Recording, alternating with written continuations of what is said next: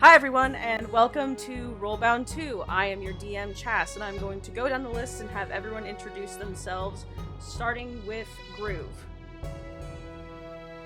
Good tidings. I am Groove, and I am bound to the role of Jonathan Oneros Phage. Alrighty, Allie.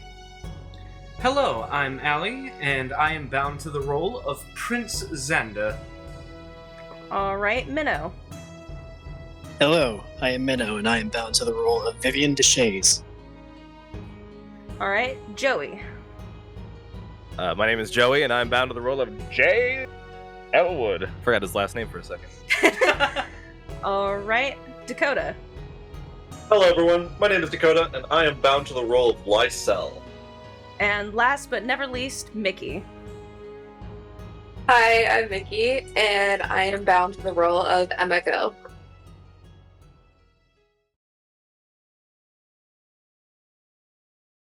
Okay. So where we last left off, you guys had just fell, Lozano. At the end of last session, I did put in the loot just for the sake of not recording myself sitting here tippy-tapping for 30 minutes.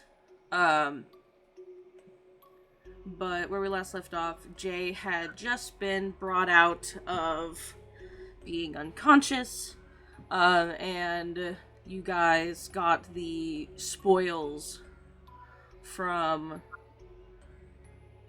Lozano. Jay is going to promptly take the sword that Lozano had as a trophy, and then, I already did the lay on hands shit, but now he's going to ask, well, we got one. What's next? Yeah, and as you're all having this conversation, there's like a flicker of light, not threatening, and you see your friend Johnny seemingly willingly, and curiously, follow this, little, I guess it's like a mini rift, and then, just kind of disappear, but you're left with the thinking that he is probably fine. Just saw a shiny, as this place has infinitely interested him, and then left. Okay, now that he's dream walking, what is next? We need to get him a leash. I don't think I can hold it, though. Raise your hand if you're not dead. Vivian's gonna go around some berries. I've got 77 to give out. I gave myself 30 HP off of, motherfucking... Lay on hands? Lay on hands, so I don't immediately need anything. I'll let others eat first. Lysel, you got fucked up, right? Oh, yeah, I'm really feeling it right about now. Great. Take 30 of them. I think that should do a bit. I might need a little more, though. Take 40 of them, then. Holy. More preferred. She's just shoving more berries into your mouth as you're like, I think I might need more, and she's already force-feeding you. Lady Emiko? I'm very hurt. Would you like 30 of them? Yeah, that'll hold for now. Thank you. Great. Prince Xander, you are also very hurt. Would you like 7 of them? I'll take whatever I can get at this point. You can get 7. I have some key points. I can heal Xander up a little bit more. Just in case we do run into something. Yeah. And we'll keep Prince Xander in the back, I think. Damn, we have a lot of healing. I will say, if there's nothing immediately stopping us, we can short rest in here before we go. Yeah, that's not a bad idea. While this is like the immediate, in case something jumps out at us, we get a couple hit points back. Yeah, for sure. And then double checking that Johnny is apparently fucked off. Um, I'm also worry going about to that eat enough 10 more of my own berries. Good call. Yeah, we do a thorough sweep of, I guess, pretty much the whole place. Like, is there really anything else in this immediate area? Like, if we go over to those 4 pillars, is there anything worth note? Not particularly, no. Especially since you had your raven summoned, they seemed like they were just perches Okay. of varying heights. Okay. But also, Vivian, I would like you to make me a perception check, real quick. I know I said that in a weird tone. That's fine. I have my dice out.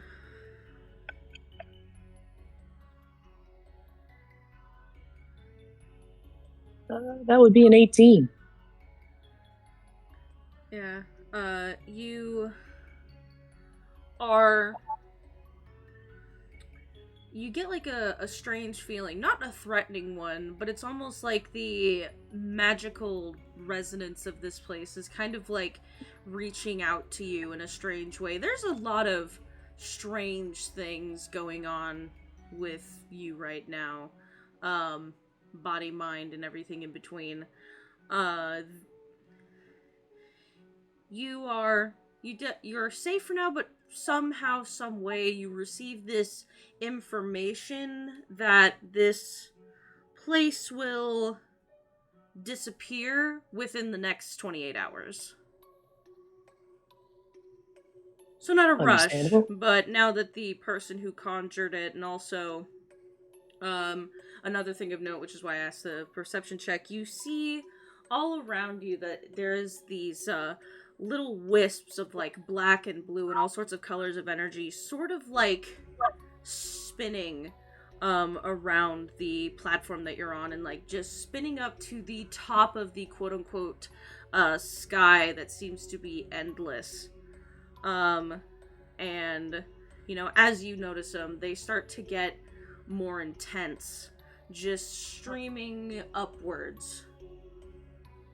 You said they're like gusts of like colored wind? Yeah. Of multiple different colors. That you could paint with all of them? Okay, yeah, great. Vivian is going to use prestidigitation, create little puffs of air to try and isolate some of this weird colored wind and get it into a little vial for study later. You said it's just like black and blue? Yeah, it's multiple colors, but most of it is black and blue. Okay. You see that like the fragment of wind that you like take almost like stops and like turns to you as if it is like a creature, and like swirls around you almost playfully and then continues. Does it go in the vial? Part of it did. Like this was like almost as a response to the like portion that you took. But it didn't go like, oh, my leg, when I No. took part of it and put it in a file. Okay, No, that's good. it seemed Or maybe to, bad, I don't know. It seemed to welcome this. As this is becoming more and more obvious, Lysel, you recognize this as like an essence of the best way I can say it is passing. These are the spirits, etc., that Lozano had trapped here, escaping.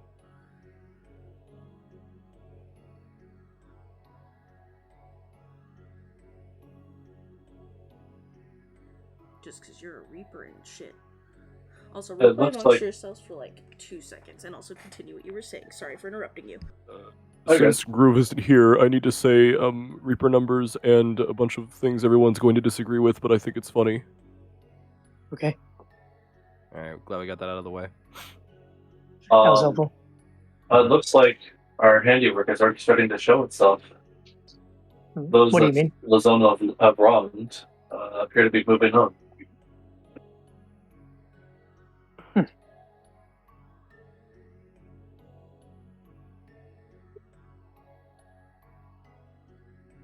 I think hearing that, Vivian's going to be like, whoops, and open up the vial and let the rest of the spirit out. And just like kind of sheepishly put it behind her back, like hoping no one saw that she did that in the first place.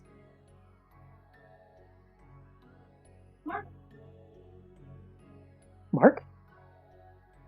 Mark. A flyer?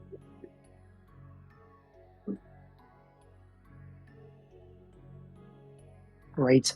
Borf, borf. Well, personally, I think that could have gone a lot worse. Thank you. I will say I was a little bit embarrassed that I was on team. Why is there a painting of a dragon? And then he turned into a dragon. So now we know that. Perhaps a bit too embarrassingly late. Regardless, this place will likely exist for the rest of the day, maybe into tomorrow, and then will be lost to time. So Therefore- we should create it when we can. I am so glad that you are my friend, Emiko. That's literally what I was about to say. Yes, we should go grab all of those books.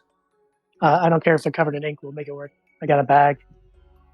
I don't paintings. think it's just that they're covered in ink. Aren't most of the things in here made of ink? We got a bag. We can sort it out. Hey, DM, is there anything that we could possibly do to keep this place from ceasing to exist?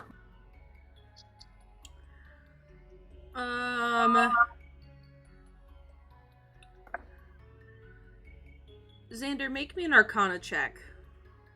Okay. Is there a Yeah, man it is. dancing? A man dancing. Guidance. Aw. Oh wait, I'm still Guidance. concentrating on dogs. Never mind. That's all right. I can guide myself. I don't need your help. Guidance. I appreciate it, though. Guidance. Arcana, that is 23. Xander, you're like, you hear all this information, you kind of start to like look around thinking, this is like a whole ass little plane. This is kind of cool. You have the feeling that, seeing all these spirits leave and notice that the plane is already starting to shrink, that is the, sort of power source. But because of that, you actually recognize what type of little mini plane this is. It's the same kind of magic that your class feature is made out of, if that makes sense. Yeah, the bottled respite, the extra dimensional space in my signet ring. Yeah, so you get the inference that if you can find basically the starting point of this plane, because basically it was like a similar, smaller scale space similar to yours, and basically Lozano has been expanding it using the life force of the people that he's killed to make his own like perfect place. If you can find the original object, it would still be a lot smaller, but you could probably use some magic to like maintain it and have like a second one, basically. By that I mean like a second bottled red. Like you can find like a similar thing. You just have to find the object. Absolutely.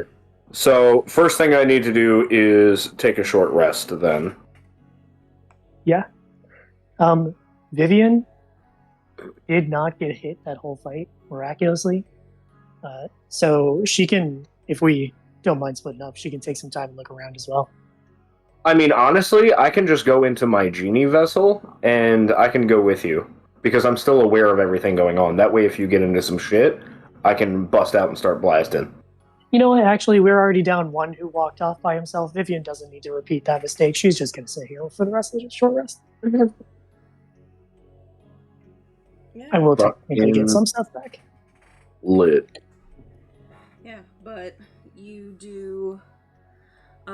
Your short rest goes on without a hitch. I mean, it's a little. The place goes from being kind of like dark and spooky looking to actually looking kind of beautiful, as all of the colors kind of look like, you know, those like lantern festivals where people release a bunch of lanterns at once. Yeah. It kind of looks like that all around this platform. The magical darkness has receded, and you see that in the quote-unquote ceilings, because again, it almost looks infinite, starts to like crack Like, it looks like it's starting to crack like glass, and these spirits, these essences are like breaking free, essentially, as this part of the domain is starting to like decompose. But again, there's no rush or anything. Like, you guys aren't in danger. I'm gonna start rushing because I don't know how long it's gonna take. So maybe it's at about 28 hours. See, you gather that? Well, but I don't. What I'm saying is, I don't know how long it's gonna take for me to find this anchor. True. Yeah. So I'm gonna get started on that shit. Yeah, group effort. Let's all find that shit. Yeah. I would like everybody who wants to make me investigation checks. Well, I can certainly try, but my investigation skills are lacking.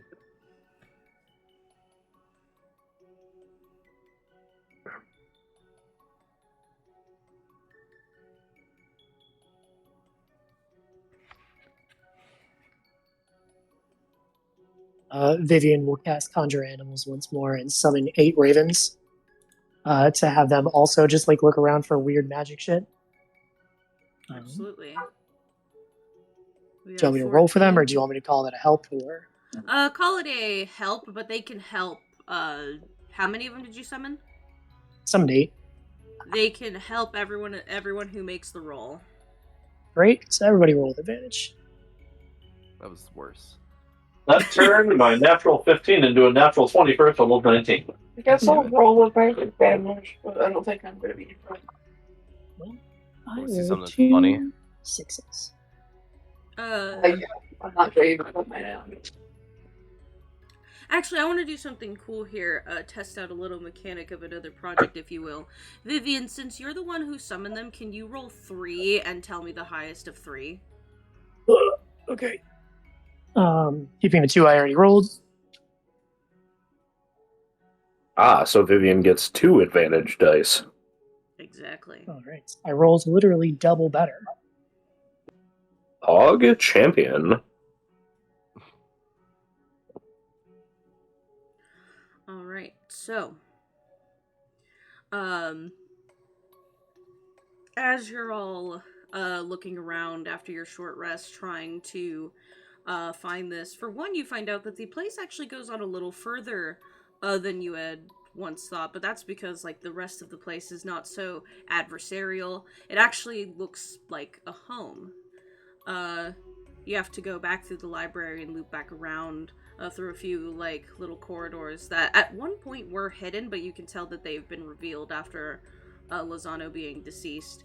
And you find out a few things. For one, you find out that his first name is Sebastien, and that he, just in your general like look around, you find out that he was an artist in Farwood, and that his shit got closed down, which is stuff that you learned from the other guy, who is still there, by the way. He's clinging on, because he just, he says to you that he wants to make sure that you guys get out of here safely, so he has remained and is playing music for you. You find that there's like a whole ass dining room that actually looks fairly normal. There's still some things in there that look painted or not real, but it's actual, furniture. There's like chairs and a table and kitchenware and stuff like that. The only thing really valuable in there is the kitchenware, because it's made out of very, very like high quality silver. It's strangely shaped. It kind of looks like it's made out of like twirled together silver like branches. It's very strange shapes, but very expensive strange shapes. Can I steal all the knives? Yeah. How many knives would I get? 6. Okay. I mean, may as well take the tongs and the forks and the. You got spatulas in here. Nothing like that. Mostly just like utensils like spoons and forks and things like that. Because there's no actual kitchen. There's like a little like tea area, which there's actually some very expensive tea in there. Yoink. Including a few that are in like very special canisters that, without even making a roll for it, you can tell they're probably magical, which is why they're kept in those special containers. Ooh, is that shifting brew? Oh no, there's definitely shifting brew in there, but tea, that is actually very important. I will.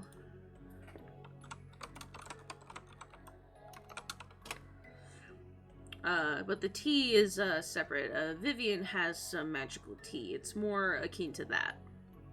Vivian collects magic tea like Pokemon. And then, finally, after searching for maybe about another 2 hours, you guys find Lozano's, like, bedroom. And this is probably the most normal-looking place out of all of it. It just looks like someone's regular, like, gothic-esque bedroom, but, like, a little magical. There's, they are definitely illusions that are basically kind of, like, ingrained into the room of, like, these inky ravens just flying about. You can tell because if you try to touch them or interact with them, you just phase right through them, but then they still continue. They just kind of are an ambient illusion for the room, aesthetically. And they just kind of fly around, switching perches every few minutes. And finally, both, while looking through this room, there's a lot of shit in it. Vivian, you find, on the desk is, like, this strange, like, circular base, and then, resting on top of it, underneath a glass case, is like a ring box. Or that's what it looks like. It kind of looks like a music box that someone gutted, because it doesn't have any of the, like, mechanisms you would see sticking out of it that make it work, or inside of it. But it has a mirror on the inside, and you can see when you open it that there's, like, that panel that rotates, when you're supposed, where like, the mechanism and stuff is supposed to be. But instead of all of the machinery on the inside, there is, like, little keepsakes. Very, very tiny ones. Like, there's, like, a very small raven feather on the inside of it. There's a ring on the inside of it. There is, like, the dancer that's supposed to be in music boxes inside of it, but just, like, separated from the base and put in there and also painted over. Just little things like that, but, like, when you touch it, it is warm to the touch with magic.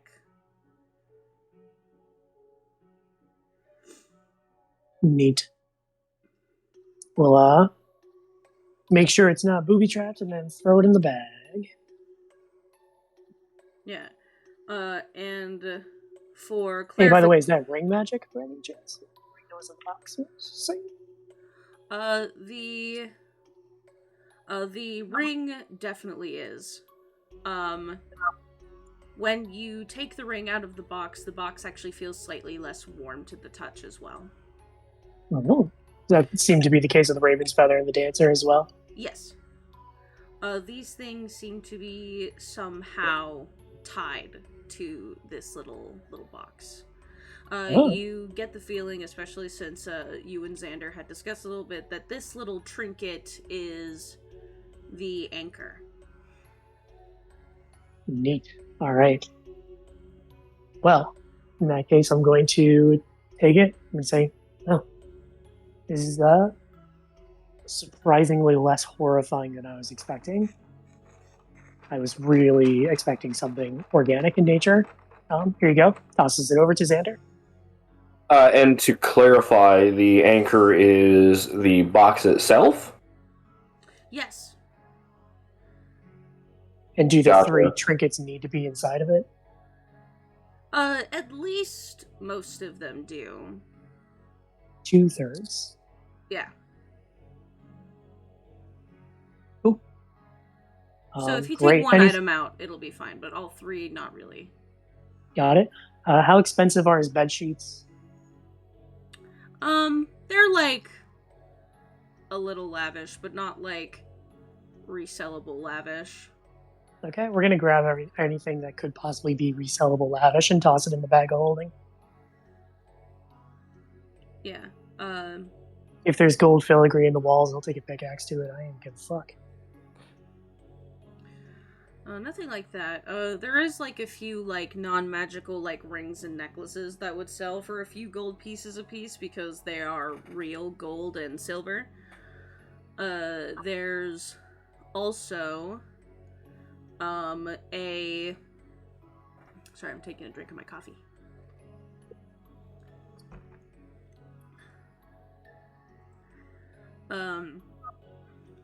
There's also like other weird jewelry, like, you know those like hand braces where they're made out of metal and they have like rings on the fingers and they make you look like you have claws, but it's just like an overglorified glove / bracelet. Xander had one of those that was cursed at the start of the campaign. They sell those all the time at conventions, which I think is what I said last time we saw one. That's where everyone's getting them. Yeah. Yeah. Looks Does that appear to be magic at all? Very. It is shimmering. Great. She's gonna look over, say, Xander, I'm trusting you with this. Don't put it on immediately. Hands it over to him. And you said some non-magic jewelry, which was worth some gold. How much gold would you say? Here.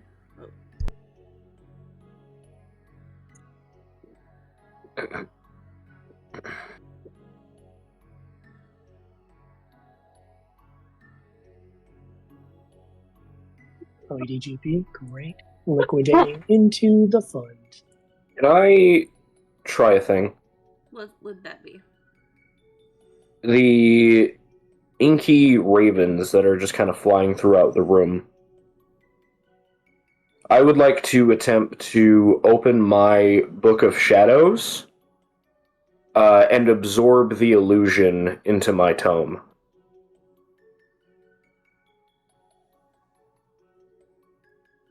How so? Like, you want to try to learn that illusion, or...? Well, I can cast Silent Image at will. So, essentially, Xander is going to try using his knowledge of illusion magic to basically just take this illusion, transfer it into his tome, so that it'll just be stored there, and like when he opens up to that page, it'll just project it, just kind of ambiently around him, you know, whatever space he's in, of these birds flying around. Alright, make me an Arcana check. I will do so. That is a 19.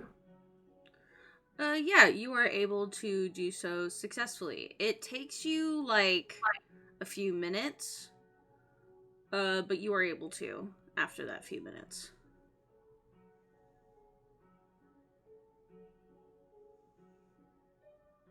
I have plans for that later.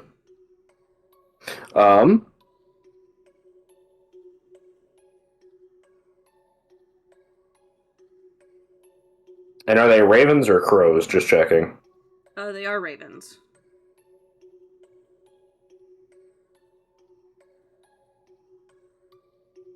So they're big. They are big. Hell yeah.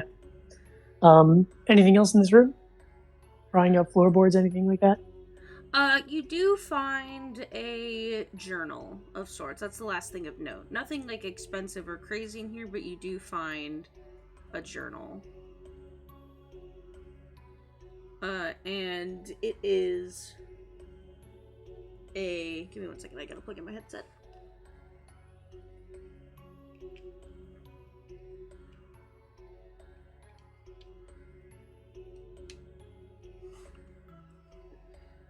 And if you open it up, it is basically a log of like the past 200 years of Lozano's life. Because he's an elf, so. Sure. Yeah, we'll pocket that for later. A big fucking journal. It is. A very small font.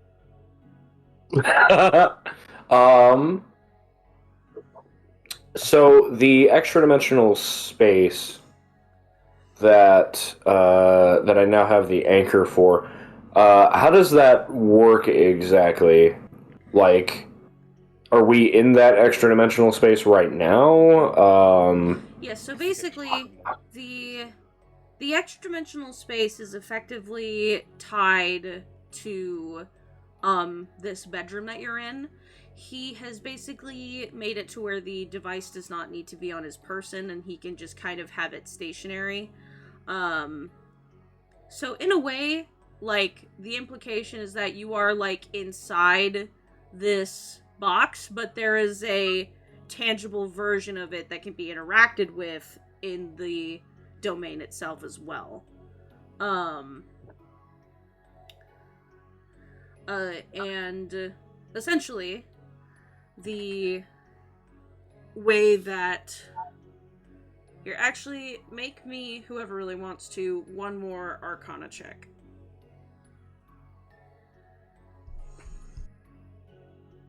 Natural 20 for a total of 24 with guidance.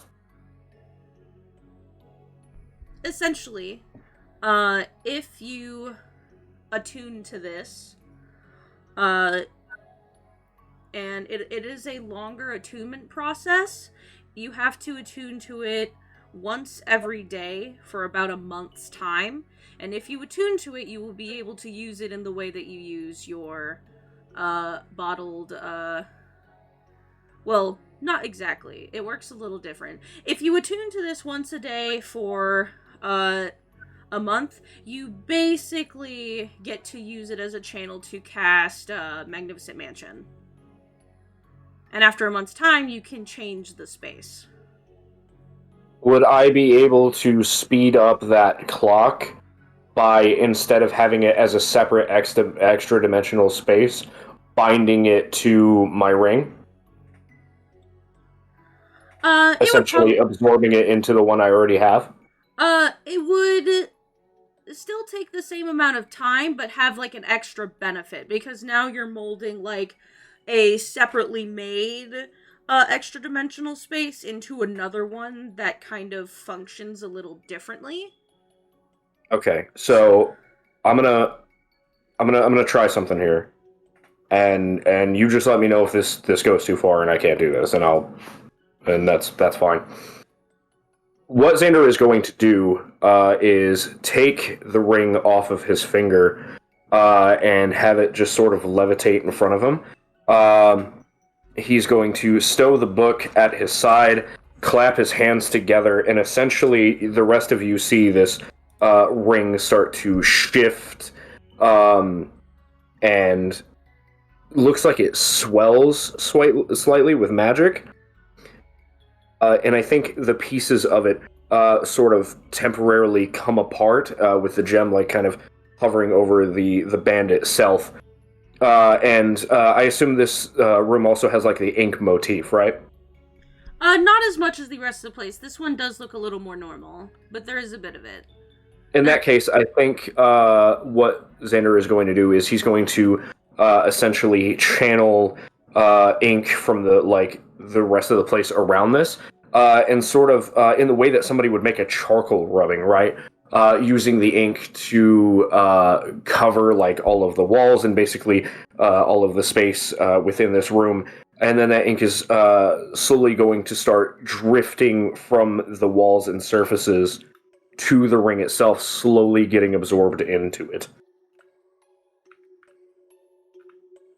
Yeah, and when this happens, a few things also happen. Effectively,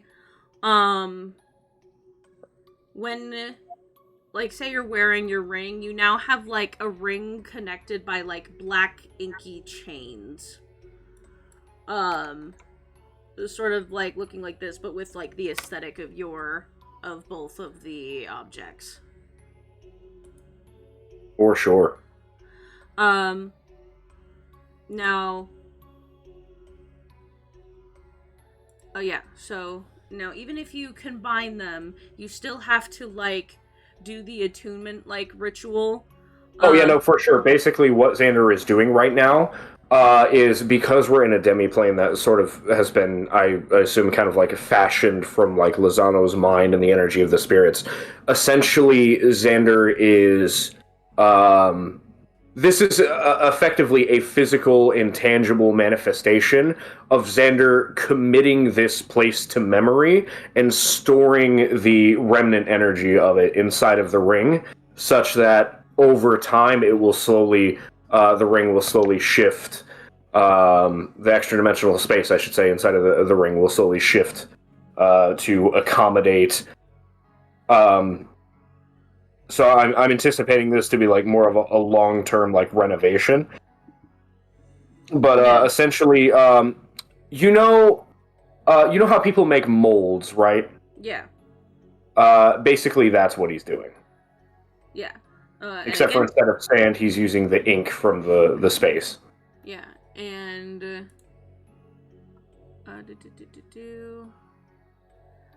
so it is the 25th of Draco in game.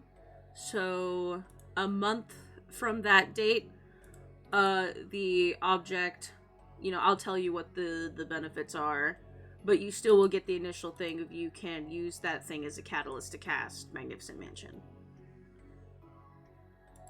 Permanently. Mainly because I don't know what the consequences of giving you another class feature early are, so we'll workshop it in time. I mean, to be clear, I'm not looking for this to be an extra class feature, because that's why I'm absorbing it into the ring. Essentially, I just want more space to be able to play with. Does that make sense? Because right now I have like a 20-foot dome. And I'm not even looking for it to be a thing where like, oh, well, now my friends can come in, because I already get that at 10th level. So essentially, by the time that I do get to 10th level in this class and my friends can come in, instead of it just being the 20-foot, dome that my, well, I guess it's a 20-foot radius dome, so 40-foot dome. Instead of it just being that, it'll just be the Magnificent Mansion spell, essentially. But I can like store stuff in it like with the actual ring. Does that make sense? Yeah. There'll be some stuff. I'll let you know when that time comes. Yeah, I mean, if you want to tack additional stuff onto that, that's fine. But that is my intention. Yeah, you shall see. You shall see. I'm so excited.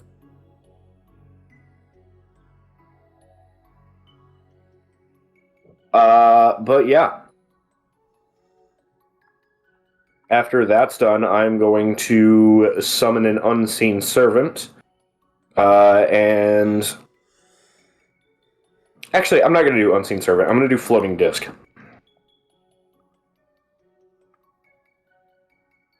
Just so, like, if we get any, like, heavier shit, we can, like, carry it with us without me having to, like, go back and forth from my genie vessel, you know what I'm saying? Like, I can just do it all at the same time.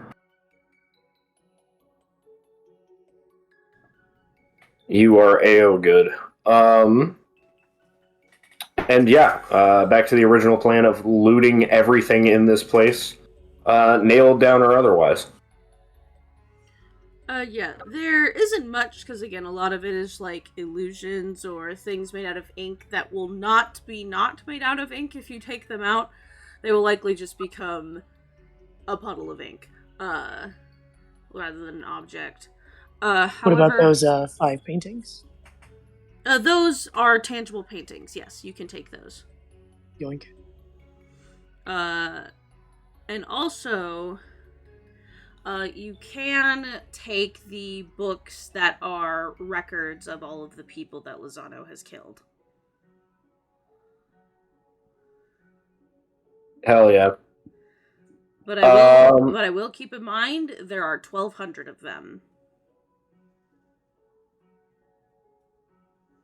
1,200 people or 1,200 books? 1,200 books. How many people did he kill? 1,200. Oh, so one for each. Still a lot. Okay. It's the book of all of their lives. Would I be able to transfer that information into my Book of Shadows? You could, because these are basically magically conjured books. It would take you several hours to do so. Alright, then I guess I will get started. Yeah. Doing so will take you about 4 hours, which is, for the fact that it's 1200, not a lot, but just a lot of time stationary. I feel like we're like we all have like books and we're just like shouting out names while Xander writes them down. Yeah. Something like that. Even after a while you come across like one that you recognize, Freya Wavecaller. Damn. Did we tell her husband? You guys are you asking, should you tell her husband that you found this, or did y'all tell your husband that she died? Because yes, you did. I just edited this. I mean, if someone killed my wife, I would want to know that the person that killed my wife is dead. So, like, good point. Let's take Lozano's head. Such as any of it is left. Didn't he like dissolve? He did kind of dissolve. You guys got dragon bones though, so you could take this weird deformed skull. We're also a city was invaded by an extraplanar force. Word's going to get around. We have the opportunity to brand ourselves as the people that stopped the invasion in Snow's Reach and ended the destruction that was going to happen. And so we are in charge of this narrative. It would not be difficult to get a letter to this guy. Like, people are going to know that we did this thing. If any of you have sending, you can also tell him that way. Sure, we're going to talk to our PR people first, make sure we get the story as good as possible. Is our PR people in this instance Camillus? Basically. Is that worse for me? But yeah, so assuming, are we doing anything in that 4 hours, gang? Now that we know that we've... Right, because we've gotten everything out of here? Vivian is getting increasingly frustrated as she clambers up the bookshelves and they just keep turning into puddles of ink. So every now and then as you're writing things down, you just hear, son of a bitch! That's about it. I know that the reason that Mr. Mann's disappeared is because his player is not here today, but narratively speaking, this gives me an opportunity to try something out. How much longer until this place irreversibly collapses and is lost to time and space? About 22 hours. Can we take a long rest in here and just see what happens if we stay in here overnight? That would be up to the rest of you. That sounds dangerous. I'm just fucking curious. I just want to know if we'd like become inkier or something. Hey, Shaz, quick question. It's going to influence Vivian's answer.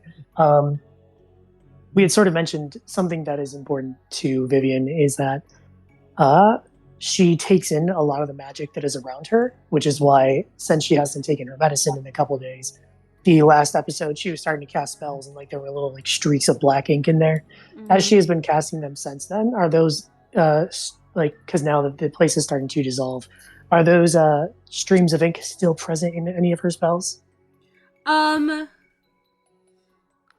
I would say it's less that it is ink. It is more of like it is turned to shadow. But as she's casting spells more, she's finding that she has a lot more control over them. Almost like this space that she's in is balancing her out. Yeah. Yeah, sure. Let's stay the night. But it is turning into... But, like, instead of, like, an inky blackness, it is becoming, like, more shadow than, like, a viscous type thing. So I guess an answer to Allie's question is that for the last 4 hours, she's been doing that off on her own. So, fair enough. Then, in character, Jay is going to say, I think we should spend a night here and see if maybe our dream-walking friend returns. I don't know that it's going to matter for his purposes, but if he ends up coming back in the middle of this place that is going to explode, I would rather, he have a way out. I was honestly going to try and using this anchor that we found with a remove curse spell to hasten the process that these individuals get to move on to their respective afterlives.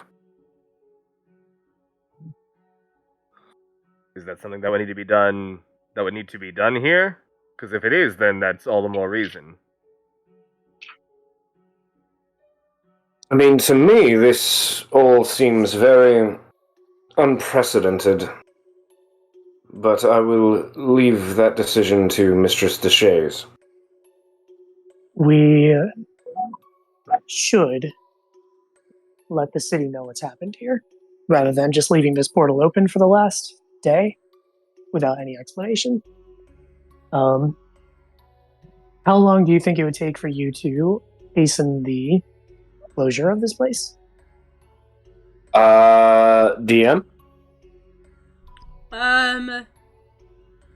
Also, to clarify my intent here, because you said that the anchor was like the box itself, right? Yes. And that's sort of like what this place is tied to. Or at least, at the very least, it's a representation of what it's tied to. Yeah. So essentially what I'm going to try to do is pump a remove curse into the vessel, but instead of it having applied to that object, basically using that anchor point to apply it as a global effect to everything in this demiplane. Yeah. The thing that I would say is that you would have to do it from that bedroom, because everything that isn't that bedroom is basically an extension made out of those souls. 100%, absolutely. So if you guys were in the area that was made out of souls, it could be very dangerous. You guys might get shunted somewhere. Mm-hmm. And Johnny's already been shunted. If Xander does this, would the pocket dimension just close, or would it be, half the amount of time? If he did it enough, it would close. But you guys would still be able to get out if you're in that room, because you have What the does anchor. enough mean? He would need to cast Remove Curse 6 times to get rid of it completely. And you would have to do it, I can disperse it in 3 hours. Yeah. Yeah. Cool. I think you're right about letting the city know. So maybe, since we know this place is, at least for the most part, safe, right? Maybe you guys pop out, let the city know, and I'm just going to close this rift real quick. Sir Elwood, is that acceptable? One more time? Or, I guess if we wanted to still do the thing that Joey wanted to do, we could long rest in here, and then I could just disperse it when we're done with the long rest. Either one works. I'm doing a stupid science experiment for the sake of my own out-of-character curiosity. Sure, yeah. I respect it. Let's why don't we start getting it primed? We'll put 4 remove curses in, see how it's going. We'll then go out. We will explain Vivian and someone else can go out and explain to the city what has happened here. Get a tidy little reward for it, hopefully. Distribute some of the names from your book for things that have happened to them.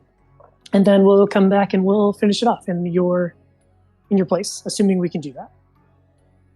Do we have the ability to just leave and come back? Yeah, the portals, if you guys went back to where you entered this place, the portal is still there. Okay. And if we close this place out and we are all still in that room, we can all get out, not just Xander, correct? Yes. Okay. Yeah. Sir Elwood, would you like to come with me and to talk about the glorious things we've done here? Absolutely. Great. Anybody else want to come with? Or anybody else have plans in here? All right, yeah, I'll come with Jay. it. All right, you, me, Jay, and Lizelle. Let's go.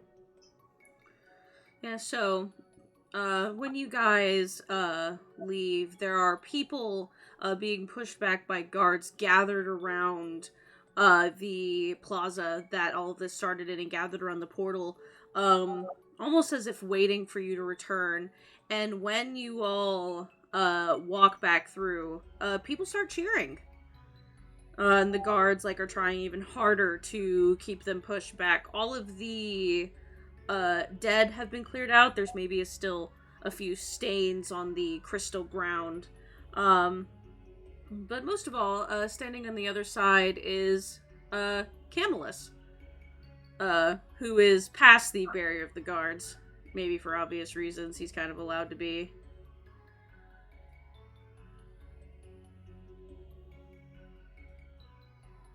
Great, yeah. Camillus. I'm so glad that you're safe. Yes, we are doing a little bit of cleanup in there. Sebastien Lozano was the person in charge of this invasion, a crazed psychopath, artist, serial killer, all around bad taste. No longer anybody's problem. The portals will close within the next 22 hours or so, maybe sooner. Oh, that's good to hear. Absolutely, and it couldn't have been done without. And she points to Jay.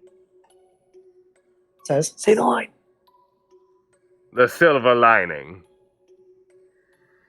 Yeah. What he said. Camillus, like, grins, maybe mischievously, and he turns around and, casting thaumaturgy, says, "Everyone!" And, like, the,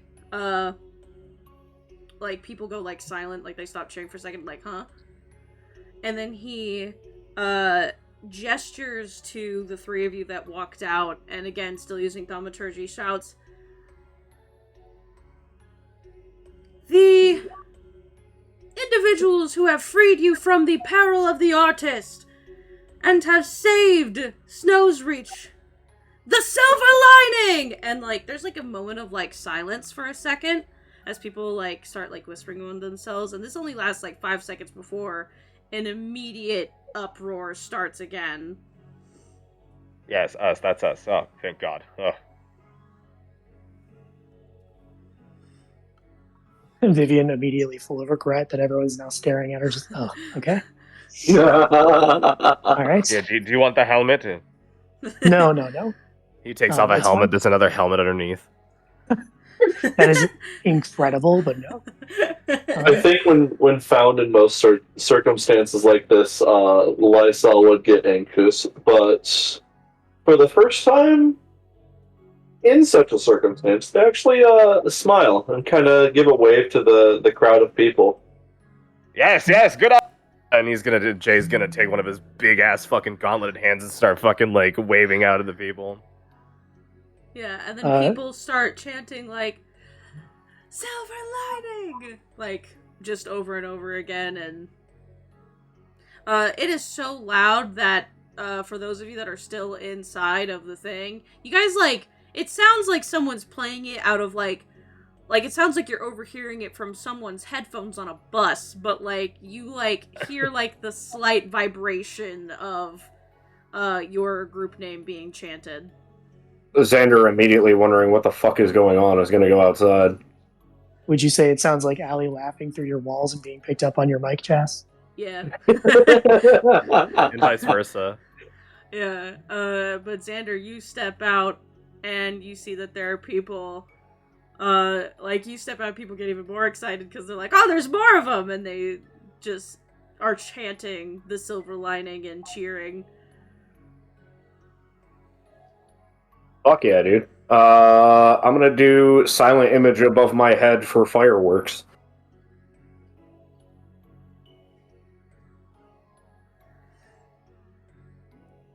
Yeah, and Vivian is going to Camillus and be like, "Now, also, we did save the city, so that's got to be worth something, right?" absolutely. I'm Right. not the one to talk about with that. Probably the lawmaster after this thing gets cleared out, or maybe no. You deserve more paid than that. At the Parliament building, you can speak to the secretary there. They won't be suspicious of you because, well, my uncle's never in the building. Always works from home.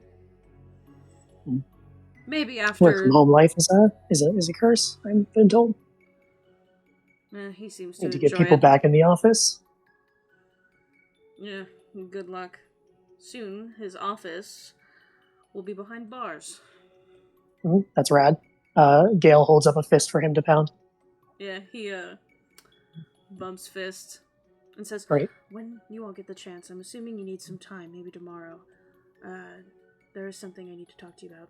I did manage to find some things, but it's not Great. all We good should news." 100% not talk about it when there are 8,000 people looking at us. He is whispering, but yeah. Sure. All the same. Love you, buddy. And she's going to say, we're going to stay inside for the rest of the day just to make sure that it's safe.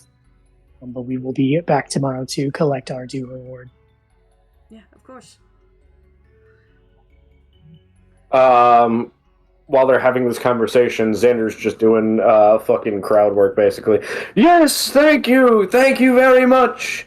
You know, we couldn't have done it without the help and involvement of every single one of you.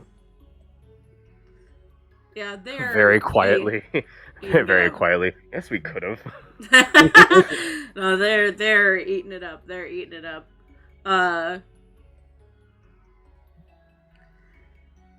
In fact, like,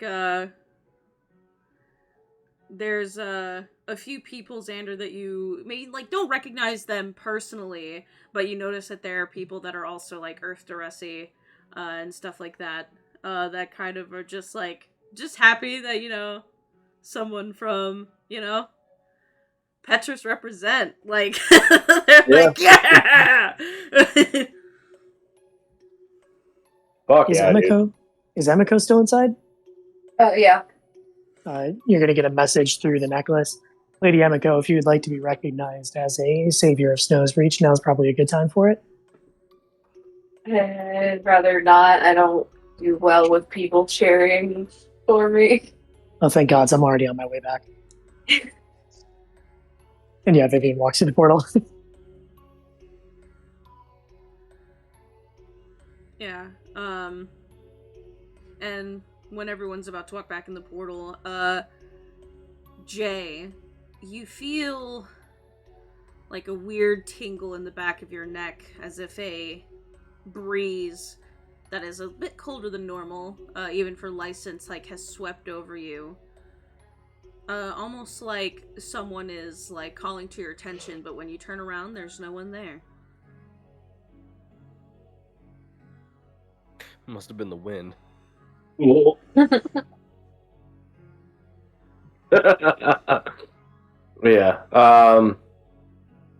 Yeah, once Xander has finished giving his Grammy acceptance speech, he's gonna go back in and we're gonna long rest, and I'm gonna finish cleansing this portal. Yeah. Your long rest goes on without a hitch. You all do have to go into that room, but again, it's actually fairly spacious, so it's not like you guys are, like, uncomfortably, tucked in there. No, it's actually rather cozy, though. There's a lot of places to sit, a lot of places to sleep. Maybe you guys fight over who gets to sleep in the big, fancy bed, but, like, that's not up to me. I mean, why fight over it? Why don't we all just cuddle up on the same bed? Yeah, exactly. Cuddle puddle! You all do that. Have fun. No, really, you have to join There us. it is. No thanks. I choose life. I am very small. I mean, so am I. We go on top. You are significantly more sturdy than I am. If Jay rolls over on me, it's lights out. My skin and armor are both made of metal. Yeah. We just go on top, Vivian. It's fine. I mean, to be fair, Xander's made out of fucking rock, so... I'll think about it. Please? She does think about it and comes up with the answer of no, but she doesn't tell Emiko about it. Aww. So there's like a 90% cuddle puddle. There are many a fair maiden that I'm sure I would rather be sharing a bed with. Goodbye. Wow. But We're in the sex part of the drugs and rock and roll now. What? Silver lining is touring, guys. I don't know what the hell you thought this was. Oh man, I gotta make up another fancy redhead for Joey to romance. No, you don't need to. We can. Have any of us done drugs in this campaign yet? No. Alcohol is a drug. What? Alcohol's close enough, yeah. Well, in that case, as No. soon as I get the fuck out of here, Xander's gonna smoke a fat blunt, and then we'll be, 2 out of 3. I'm gonna go join you. Alcohol's Oh, a drug. yeah. It's a food, a drug, and a poison. Those are the 3 things that it is. Oh my god, Alcohol's yeah. a drug, actually. Finger point emoji. But yeah, I'll your long rest. I'll put 2 fucking finger point emojis. I don't give a shit. Your long rest goes without a hitch. However, Vivian, in the morning, there's actually a few things that go down, so I'm gonna do these in sequence. Vivian, in the morning, you do feel strange. Yeah, I think it's been, like we referenced yesterday, it's been a few days since she's also taken her medicine. So I think that in the morning, the shot we see of her is she is preparing that for herself to take. Yeah, but even so, you feel this, strange, like you look at the shadows in the corners of the room and you just feel weirdly connected to them.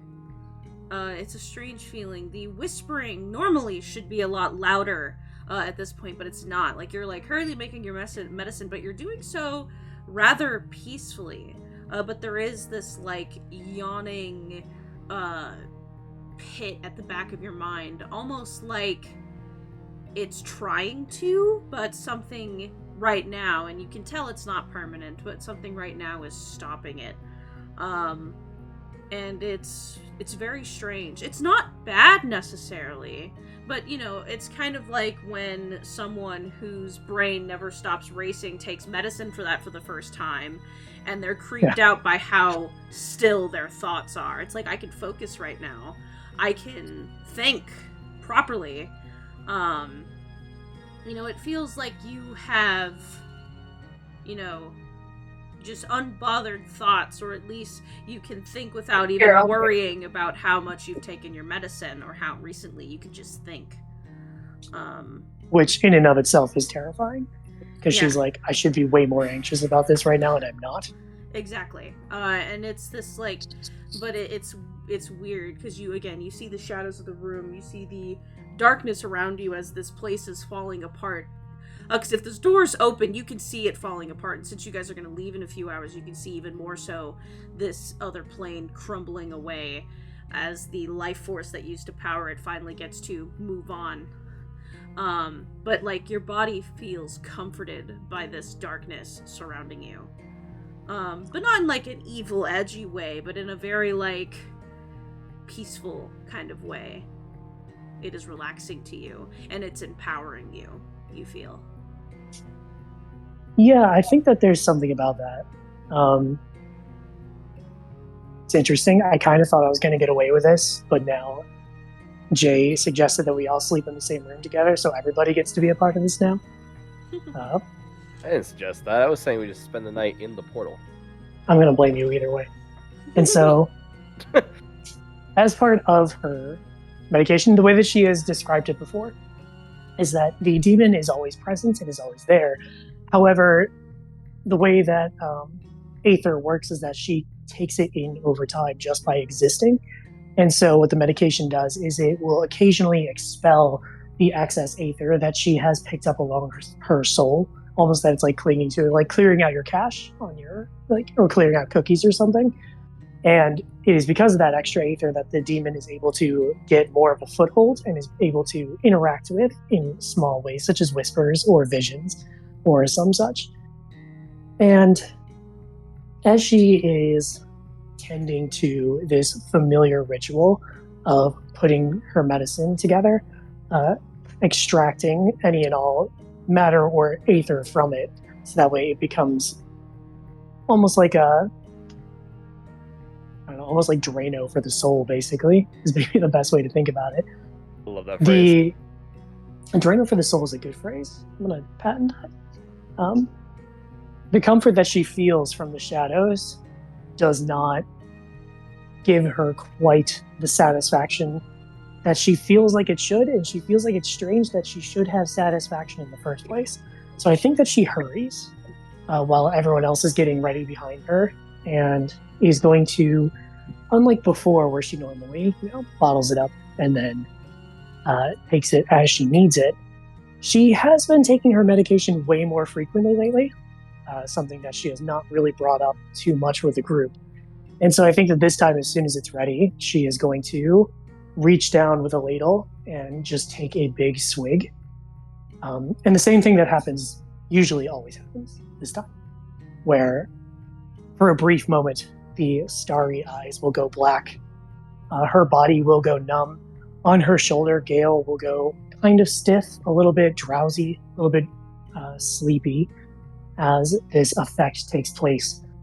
But normally, what would happen at this point is that she would breathe out after a few moments of letting it bubble inside of her and expel out a strange, like, aquamarine green mist that is her excess aether.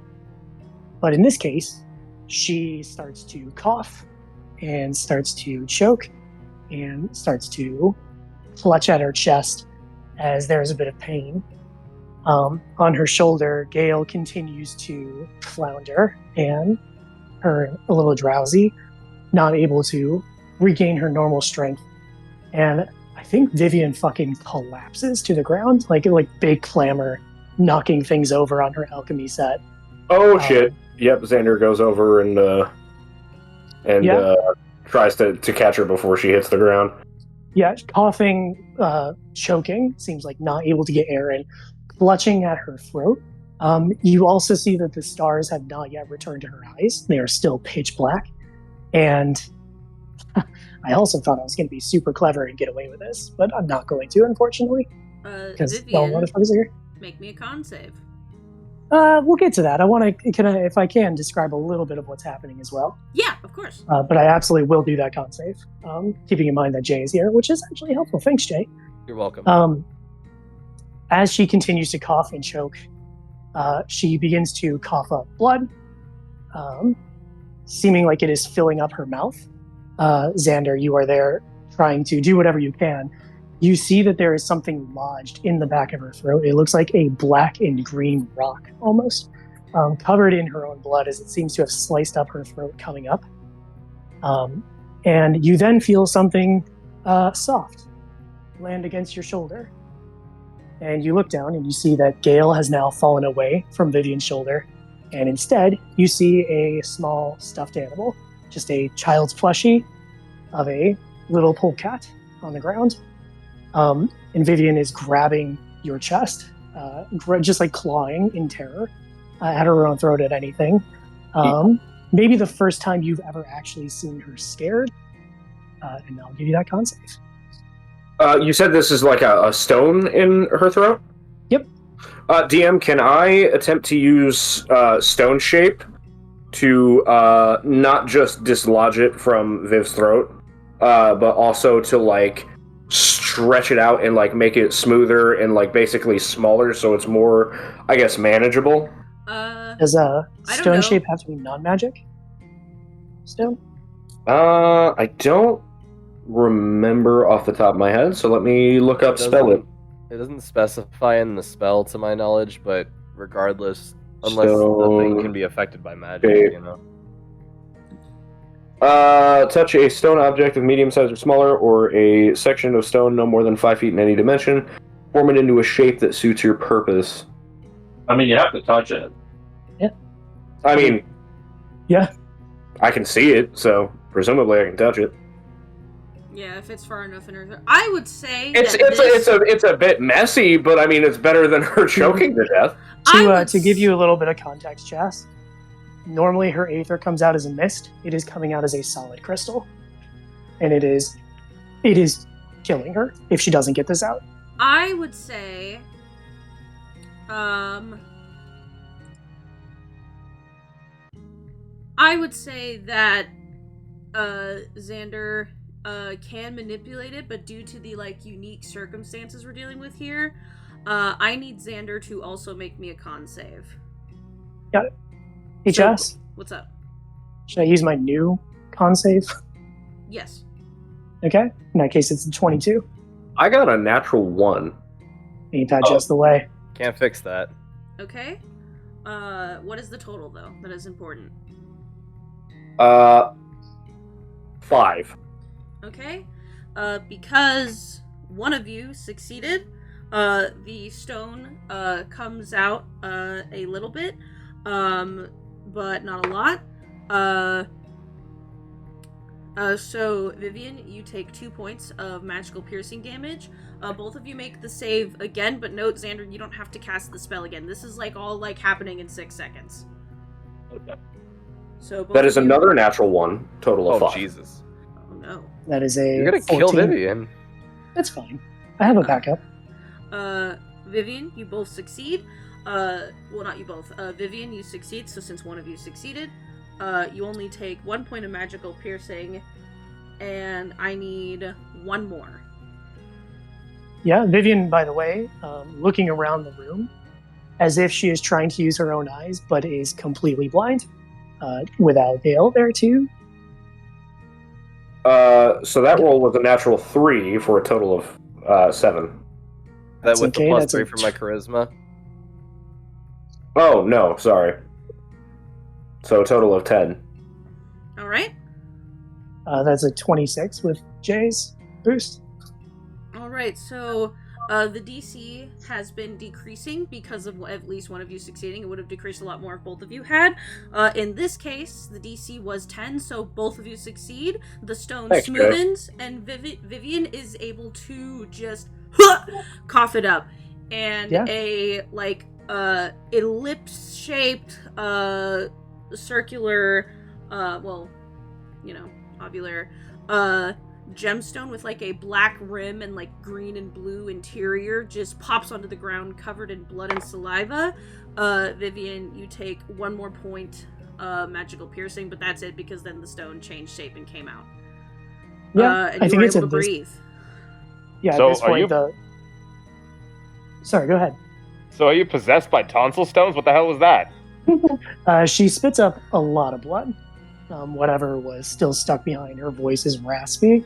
But she is not particularly speaking right now anyway. She is just gasping for air and frantically looking around beside her, hands just sweeping. And then there is a moment where her hands connect very briefly with the stone that has now hit the ground. And as she does, she's going to look up at the rest of the group. And you see that instead of the starry eyes or the black eyes that she has had, you see regular white sclera, however you pronounce that.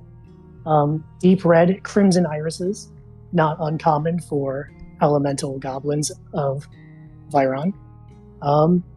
And a lot of fear in her eyes before the whole room goes dark as she casts magical darkness. And a second later, she dispels it. And sitting on her shoulder is Gale. The polecat looking very concerned, looking around the room. Her eyes are once again filled with stars, and she is seeing through Gale's eyes. And the magic crystal is gone. Are you alright?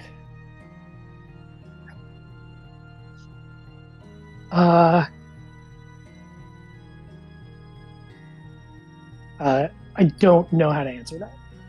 Do we need to leave? I don't know how to answer that. Do you need to leave? You're not going to believe my answer. Myself You're right, passes because I was Vivian hoping that a cup asking of more water. denominating questions would help, but What'd you say, Lysel? Lysel is going to pass Vivian a cup of water and perhaps a couple of berries.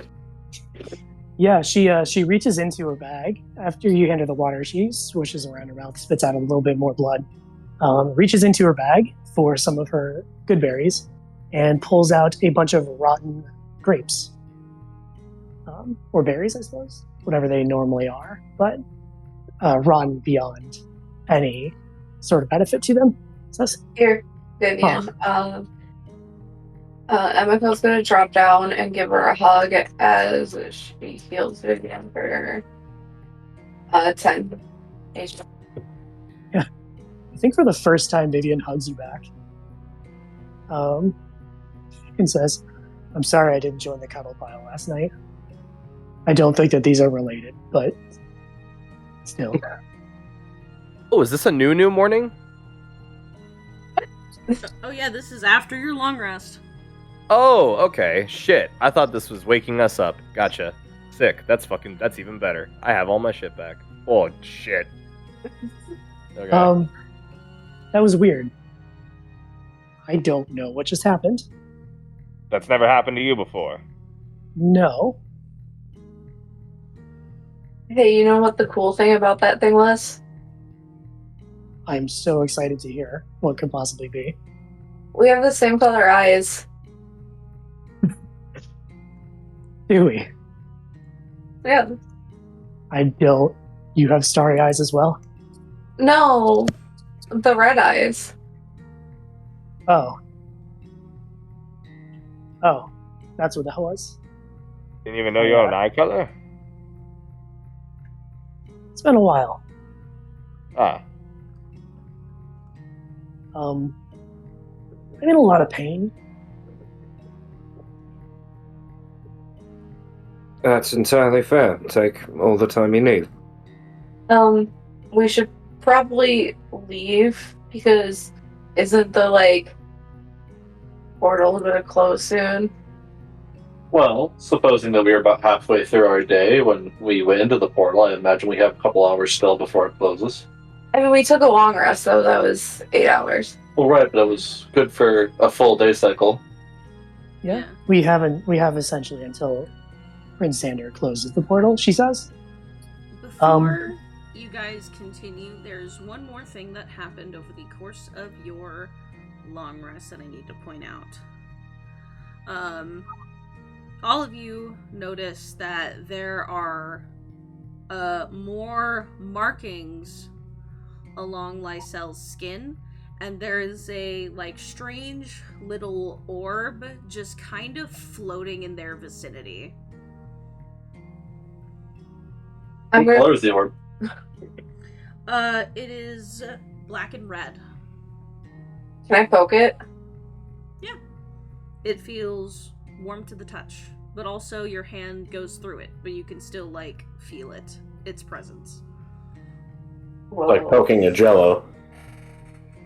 Yeah, or poking a flame, but your fingers don't set on fire. But you can still feel the warmth and the flames trickling against your skin, but you don't burn. When you say it's floating in my vicinity, is it it's stationary? Does it move when I move, or does it just kind of orbit around me? It's stationary. It does move when you move, but it remains in the same spot, in relevance to you. But it's, and where would that be? It's kind of on your left side, a little bit up from you diagonally. Left side, a little bit up, diagonal. So behind me, or at the same level of? In line with you, yes. Okay. Here, I snip. I'm gonna do this with my mouse. It's gonna be crazy. I'm literally gonna take a screenshot. Okay, circle.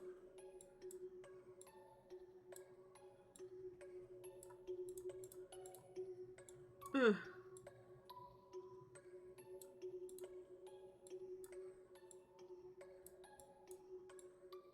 Maybe this will be the worst little art thing I've ever done. Our next discovery is that Gelwood grew an extra dick while he was asleep. Huh? I was out of confusion, and also I didn't hear you. What? I said our next discovery is that you grew an extra dick while you were asleep. I can't do that on purpose. We'll find a way. I'm not part of Kidna. Oh, that wasn't there when I went to sleep last night. Do you know what it is? Dick. Not really, no. It seems to share colors that my mentor used. Does it feel safe to you? Honestly, I don't really feel it. Unless the DM actually says I do feel it. At bringing up your mentor, this actually looks like the way that Aika's souls manifest. The way that Aika has the souls that she uses for her class abilities manifest is in a semicircle like arched above her head, are 6 red and black like wisps that kind of just form an arc over her and float around her at all times. You know, it does really remind me of Ica, right? Yeah, Ica. It does really remind me of Ica, though, the way that they use their souls.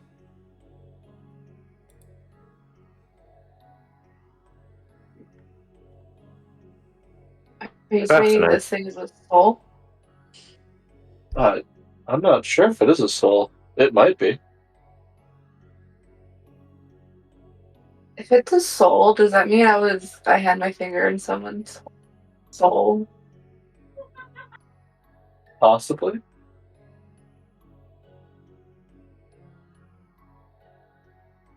I don't know how I feel about that.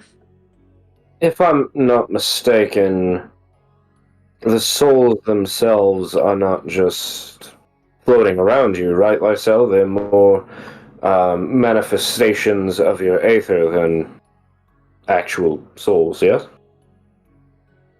Yeah, that's correct. Interesting.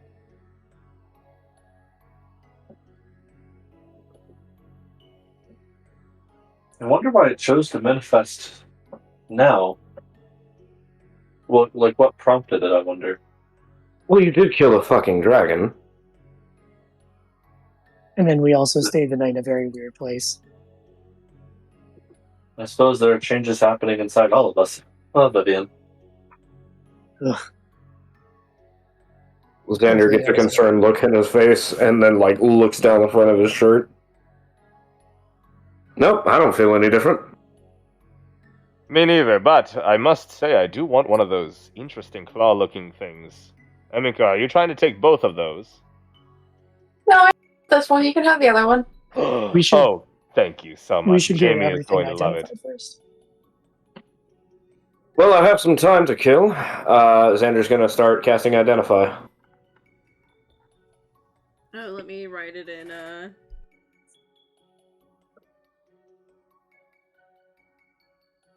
Oh, I thought the claw things were just like jewelry. I thought they weren't magic or anything.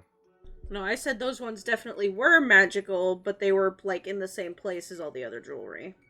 Also, Okay. Vivian gave them to Xander, if I'm not mistaken, and I'm holding on to them, and none of you fuckers can have them until I figure out what they do. Well, if they're magical and they do things outside of the realm of just looking pretty, then I'm not going to take them from somebody.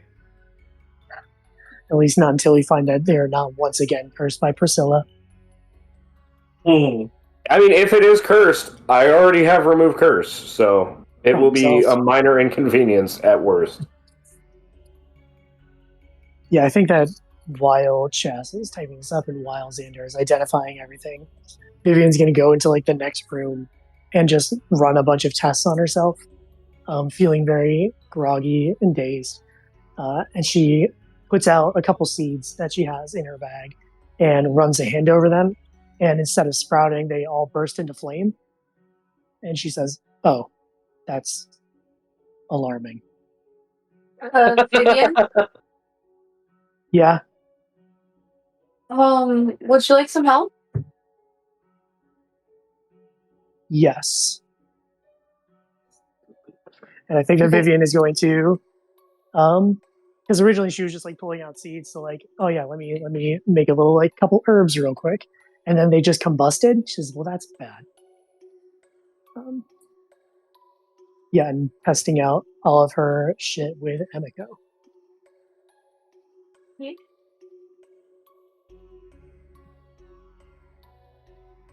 Put the goggles back on over my mask. Yeah, please, thank you. Don't want to hurt your red eyes. Look, are they actually red, or is it just the mask that's red? No, her eyes are red. The mask is black, so you can't see her eyes, but her eyes are really red. Oh, got it. Mine used to be as well, I guess. Haven't thought about it in a bit. Great. I feel itchy when I'm in the light. I don't think that's normal. And then she steps in the shadow, not itchy anymore. Out of the shadow, itchy. Itchy tasty. Do you think that's gonna translate to sunlight? Ugh. I hope it's a temporary thing, and I hope it's in my brain. I'm going to turn into a dog real quick. Okay. She just stares at you. Are you gonna do it? I'm doing it. Hang on. Give me a second. Um. No, I got it. I can't turn into a dog right now. I have a picture of a dog if you want to see one for reference. I am familiar with dogs. Okay. Why don't you try something similar, like a rabbit? Great. Yes, good call. Stares at you. Vivian? I'm having an off day. Give me a minute. I can regrow the cat ears from the fucking the aether water if you want to see. I can do that if you want to try to turn into a cat. Maybe I have a visual reference for that one. I'm trying to turn into a cat so bad right now. And little cat ears sprout out of the sides of Jay's helmet. That's not helpful, but I'm glad you did it. Well, I thought it might help. I appreciate it. The cat ears like shoot back into the helmet faster than they came out. Let me try something else really quick. And she holds out a hand, and she says, "Tip, come." And emerging from the darkness is a massive black hound, similar to the ones that she has cast before, except this one is dripping with shadow. Sure. Snarling black teeth, shadow dripping from fangs, bright white eyes that do have some stars. I guess actually they'd be black eyes with stars in them because that part hasn't changed. And she says, "That's unusual." What is that? That's Tip. Right? I don't think so. I dare say I think he's had a bit of a glow up. Or dim up. Glow down, even. Tip comes in like there's this really, really great video online of a Doberman in an abandoned building that's like walking slowly towards its owner, and it's the most threatening thing you've ever seen. But then it gets within like a couple feet and it does like the big happy like puppy jumps, or like it gets all excited. And I imagine that Tip does something similar, and it's unsettling but adorable. And then comes and sits next to Vivian, and she says, "This is all very not good." What? Can you cast anything? Could you even, I don't know, just try to conjure some fire or something? You're really good at that. Okay. She casts Fireball. Oh my god! We'll say she casts it out the door, and all of a sudden there's an explosion outside. There's like three shouts of pain as you hit random bystanders. My carriage is... The door is still connected to this plane as well, because it has not been shut down yet. As hilarious as it would be if she just like, "Yeah, sure, let me try," and just nukes a couple bystanders. And she says, "Oh, you're way better at that than I remember, but hey, that's something." Yeah, I'm better at fire. I'm worse at dogs. That seems like a pretty poor trade-off. I agree. She reaches over and scratches behind Tip's ear, and her hand comes away like inky. So that's disgusting. Okay. Do you think your connection to nature has been severed? Well, I guess I can try again. She pulls out another seed. It's one of the apple seeds that she got, and she tries to make it grow, and it again combusts. And she says something like that. Severed is perhaps a subtle word for it.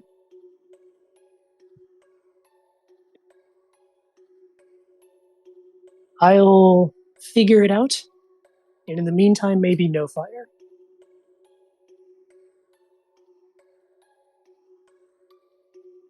Tip, you can go, and Tip just like stares at her and doesn't move anywhere. It's like, okay. What? Yeah. I guess he's just kind of here then. A minute passes and Tip dissolves into a black puddle of shadow. Which is, oh, that's awful. Oh my. That's the worst. Okay. So this is something that we thought, well, we didn't think this would happen, but when I first started taking this medicine and I was very young, I was still very new to magic, and I only had to take it like once a year. And then as I became more proficient over time, it became easier for the demon to take hold, and I had to start taking it more often. When I met you all, I was taking it about once a week or every other week. For the last few weeks, I've been taking it twice a day because the influence is very strong. I don't hear her right now, so that's good. I'll keep you posted, Vivian? I guess. Yeah. Is Gale okay? Gale gives you a big thumbs up. She does look Okay. over though and says, Gale, you okay? Gale squeaks. Gale's okay.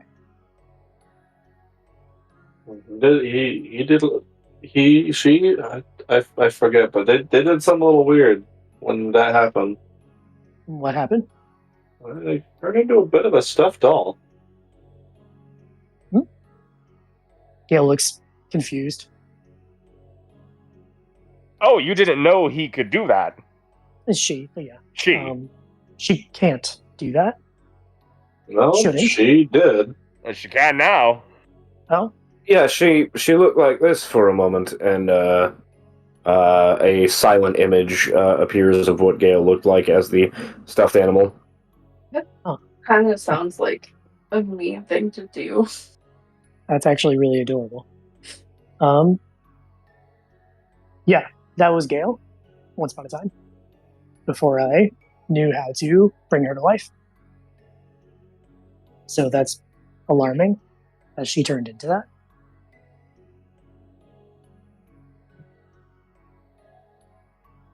Am I done identifying items, DM? Is the clause the only thing we got? Yeah, that was magical. Other Okay, than, like, I'm the gonna cast anchor. Identify on Vivian. All right. I'm gonna try and figure out what the fuck has happened. She currently has mage armor. So I would say when you cast that kind of thing on a person, usually you can figure out some things about how they use their magic, stuff like that, if they have any buff spells. Vivian's energy before, if you use this, because I believe you used it on her once to make sure that she was okay in the Aether Spine. Yes. She is completely different under your radar. Like, entirely. Her magic now is, rather than it comes from, like, a source of energy that she manifests, it comes from her. Vivian's magic is innate now. It is not channeled from something else. Oh, that's strange. All of the magic you manifest now is completely of your own power.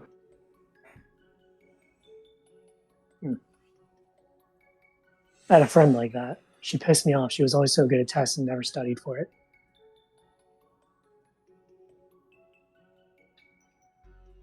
I see. Well, that is very interesting. Yes, your etheric signature seems to have changed entirely. I'm going to try something. I need everyone to stand back. And she... Go ahead. I was just going to say Xander takes 2 steps back.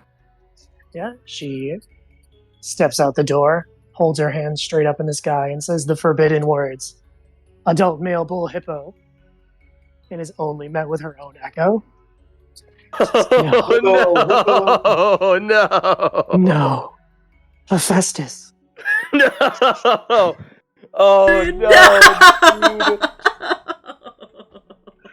As she slowly lowers her hands, takes a deep breath, turns back around and walks back into the room, and says, "Can we survive the horror?" No, she doesn't say that.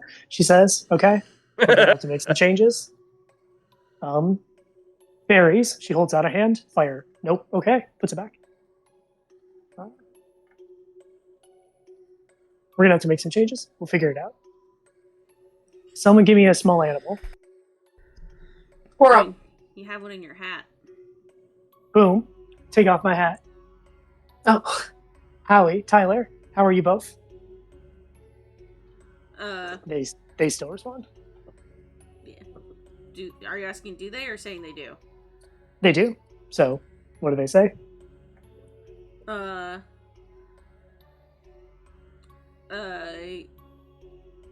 Tyler says, having all that happen while in your hat felt weird.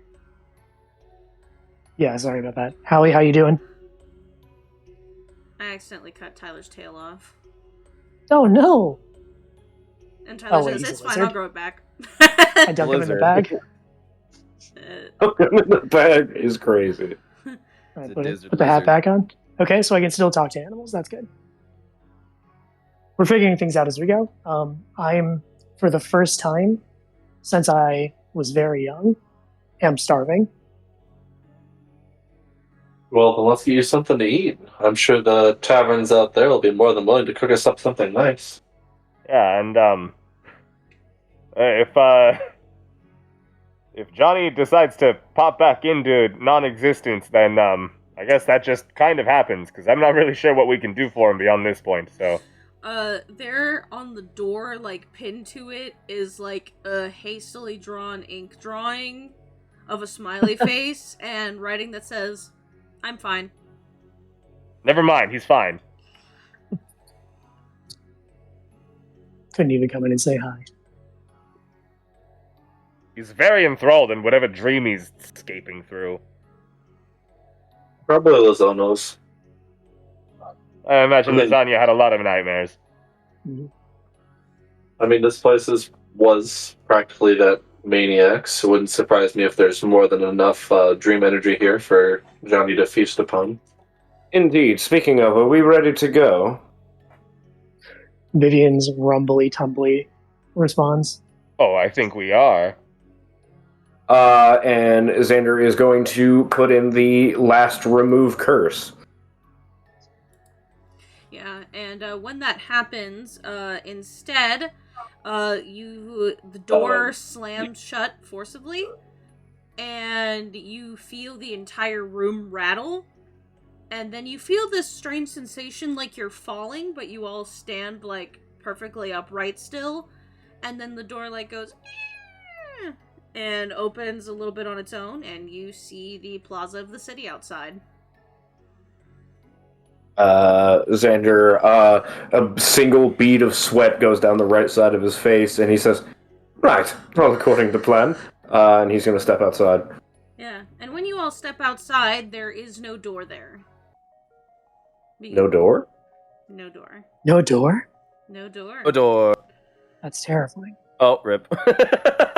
Because you have the anchor, but, you know, now it's its kind of own object.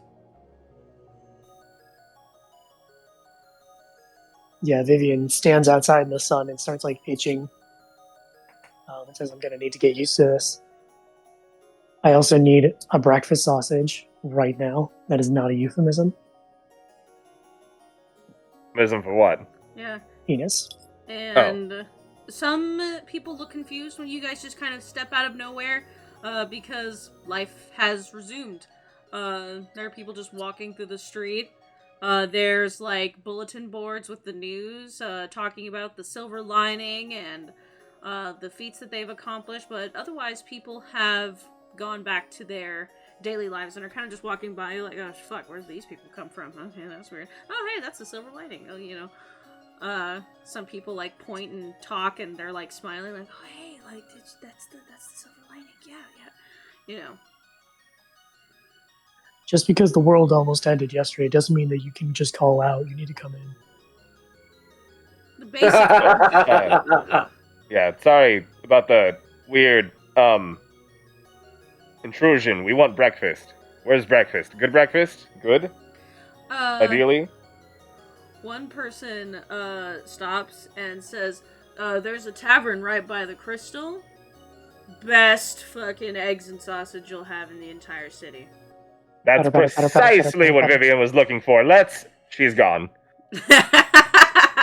Oh, we should go catch up. Thank you for your directions. And Xander's gonna toss him a silver and fuck off. Oh, thank you, Silver Lining. Haha, bye. As Xander and Jay are running to catch up to Vivian, Xander looks to Jay and says, "Yeah, that's going to take some getting used to. People referring to us as a group instead of just me when looking at me and speaking to me." I've never really been franchised like that before because Retkin Knights are usually quite independent outside of Squires, of which I have never had one aside from Lysel. So I understand that sentiment. Maybe I should get like a nameplate or something. Keep it on my cloak. Yeah, but I don't really care what they call us. I'm just me. yeah, it's like a 30-minute hike from that plaza that you were in, but you can easily find your way there due to the giant crystal that kind of oversees the entire city. And sure enough, in that same plaza, there is a tavern there called the Green Glow. We walk into the tavern. Yeah, the tavern is very well decorated. It's actually a very nice place. I wouldn't call it lavish, but it is definitely a little more nice in comparison to the one that you were staying at the gate. There is also better than the one that Camelot takes you to, but that's kind of on purpose. There is, warm lighting. There's like carpets on the ground ever so often. The tables are made out of polished wood. There's little lanterns that hang from the ceiling, where it's obviously more of an aesthetic choice to kind of make the place feel a little more homey and woodsy and stuff like that. Very nice. The individuals behind the counter are wearing kind of matching outfits of tanned collared shirts with green vests over them. One man behind the counter has a brown curled handlebar mustache and side swept hair, and he's pouring people drinks, while another individual who is a halfling woman with bright purple hair is carrying 4 trays at once. One of them is balanced on her head, and then she has a few on each arm. Vivian's head tracks it as she sniffs and drools. Yeah, and she's taking trays to people, and when you guys walk in, the man behind the bar goes, "Welcome to the Green Glow, my friends. Sit wherever you'd like, if it's available." Xander's gonna sit at the bar. Lysel's gonna sit next to him. And Xander will say, what is it Vivian asked for? You know what? He's gonna look to Vivian and say, what was it you wanted? Particular breakfast item? Vivian hops up onto a chair, a stool. She has to climb up essentially, at the bar, and she is there a menu or anything? Oh yeah. Okay. She's gonna grab a menu because she was hungry before, but then she had to walk 30 minutes to get here. And so she's like, "I want one of these points, and also one of these. Give me 2 of these. Yeah, there's Can I also take one of these?" He waves his hand and goes, hold on. I can give you the best of both worlds. If you turn to this page in the menu, and he goes, there's this platter. Just give it to me. I don't need to hear it. Just give it to me. Give me a mochaccino too. Also a hot chocolate. And a glass of milk, please. Yeah. We've had a very long past couple of days, you see. Does it seem like this establishment is kind of slammed right now? They are a bit busy, but handling it very well. Xander is going to ask the gentleman, do you accept magical assistance? Depends on what the magical assistance is. Why do you ask? Oh, I figured I could help out while I'm just sitting here waiting. Oh, no. Oh, please. I saw all of you on the news boards earlier. It would be my pleasure to give you a little bit of a break. Oh no, you misunderstand. It will be less than 0 effort for me. and Xander is going to cast Unseen Servant. But he's going to cast, if you'll allow me to do this, Silent Image over the Unseen Servant to make it look like the dude playing the piano when we walked into Lozano's house, but just slightly altered, like I'm trying to avoid a Nintendo copyright strike. You feel me? Yeah, and also so that way it doesn't scare people. Yeah, that too. He goes, oh, as long as it causes no issues, I don't see why not. Well, it can't be bumped into, so there's that. Yeah. And the Unseen Servant is going to turn to Xander, and Xander is going to say, "Give these fine people a hand, will you?" The Unseen Servant bows, and is going to start basically being a busboy for these servers. Yeah, and basically what he gets for y'all, because this can be shared, is he gets you 2 of these platters where basically there is a giant egg, probably some type of bird, in the middle of it, and then surrounded by, like, pieces of toast, pieces of meat, like, pan-seared tomatoes that can be, like things that can be scooped on the toast and then dipped into the egg. And he gets you, like, 2 of these. Vivian takes one for herself. Probably 3. Yeah, he brings you 3. Easily, in the time that it so took, large. In the time that it took Xander to explain the Unseen Servant, Vivian went over to someone else's table, gave them a platinum piece, and took their home fries and started eating it. She is ravenous. Oh my god. And, not only that, but he also, this wasn't part of the order, but he sets down next to Vivian a basket of fresh steamed rolls. And some honey and some butter. I think that she's been like tearing into the food so much that her face is just covered. And then this very nice person sets down rolls and like a bunch of extra stuff for her, and she just realizes that her face is covered in crumbs, and she's like, "Thank you," and tries to be a bit more demure about everything now. But then when you all go to try to pay for it, he like raises his hand and says, "No need." Xander leans over to Emiko and whispers, "I knew he was going to do that. That's why I did the servant thing."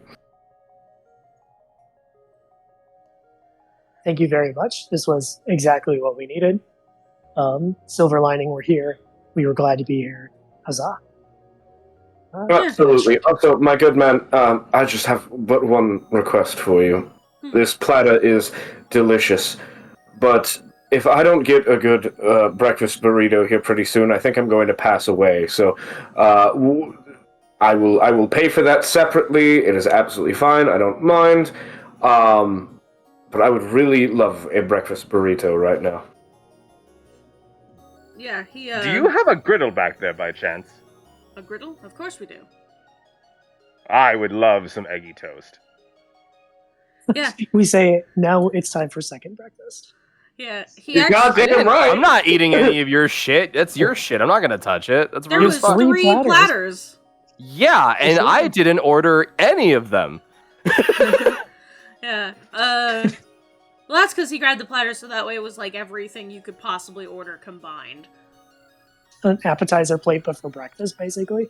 Yeah. And I let you guys eat all of it.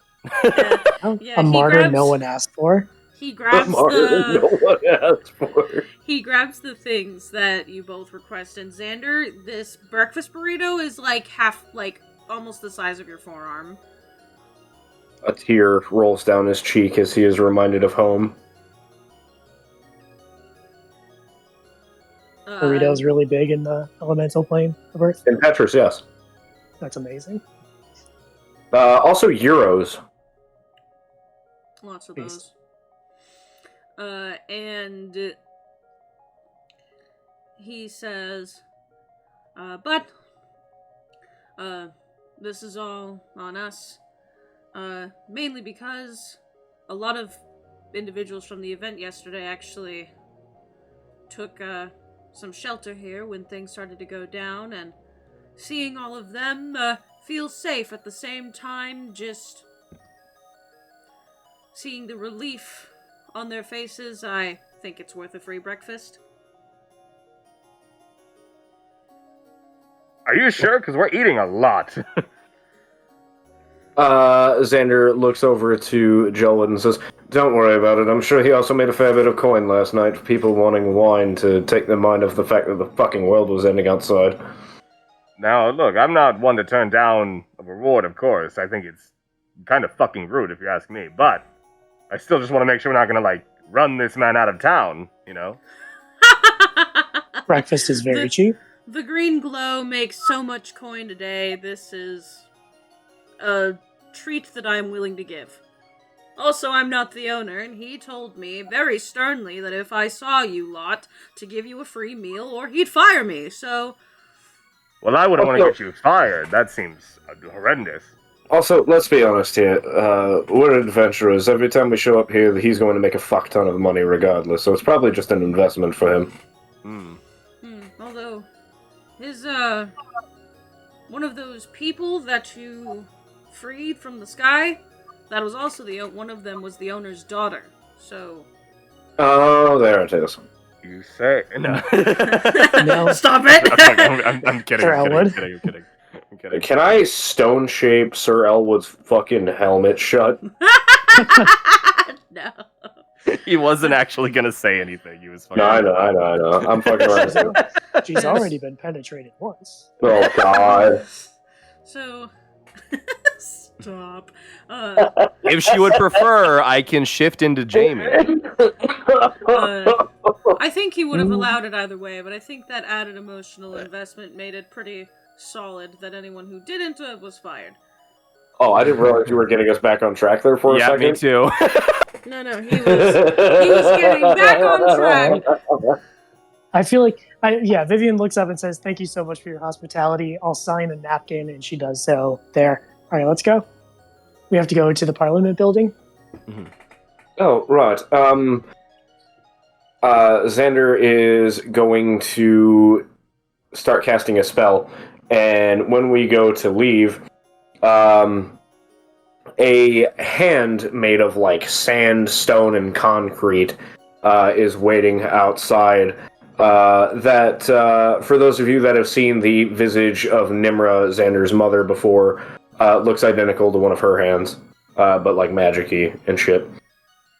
As I cast Guiding Hand to lead us to the Parliament building from where we are, because Xander has no fucking idea. Yeah. Go ahead. As we get outside, Vivian looks to the rest of you and says, "Is this just how you live? Constantly hungry? I haven't not had a berry for breakfast since I was 5 years old. Is this what it's like? Is this what I have to look forward to?"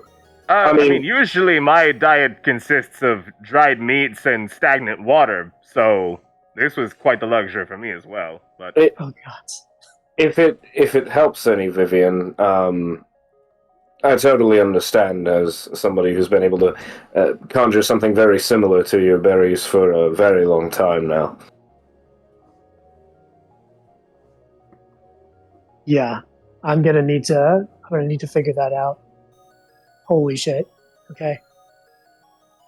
Let's go. I can't take a free breakfast every day. I'm gonna need to figure this out. Damn it. Okay. Yeah, let's follow this weird hand. Yeah. And it's still a bit of a trek. There are ways for you to get across town quicker, if you partake in them. But if you want to walk, it'll just take quite some time.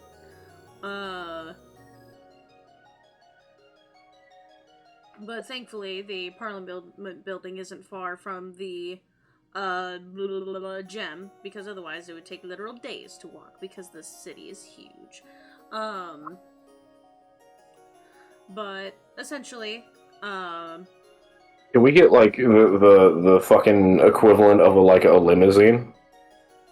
Essentially, there's these carriages. Allie and Joey have seen these in game before, but none of the rest of you have. They're these carriages that you can rent that literally give you food and drink. They also get through faster. They're a little magical, so they travel a bit faster, but they look like these, like, gothic, Victorian-esque, older-style carriages. Their hands How look much? ridiculously fancy. For one, it's about 20 gold pieces. That'll seat all of you. Done. We have a limo for the day. Yeah, and there's these little, tiny, like, conjured ice pixies inside of it that, like, come out of these, like, little compartments that offer you, drinks or snacks, ask you where you're trying to go. What kind of drinks? We talking like drink drinks or like refreshment drinks? Both, says the pixie. I'll take one of your drink drinks. Yeah, she gets you a fucking mimosa. Oh, fuck yeah, dude. Then are you gonna get one of these? And mimosas. Yeah, Xander's gonna get a fucking mimosa too. And Xander's having a great time, and he just says, "Oh man, I knew that as soon as I met all of you that we were going to be quite a successful adventuring troupe, but fuck, this is living. This is the life of luxury." Clink. Clink. Absolutely.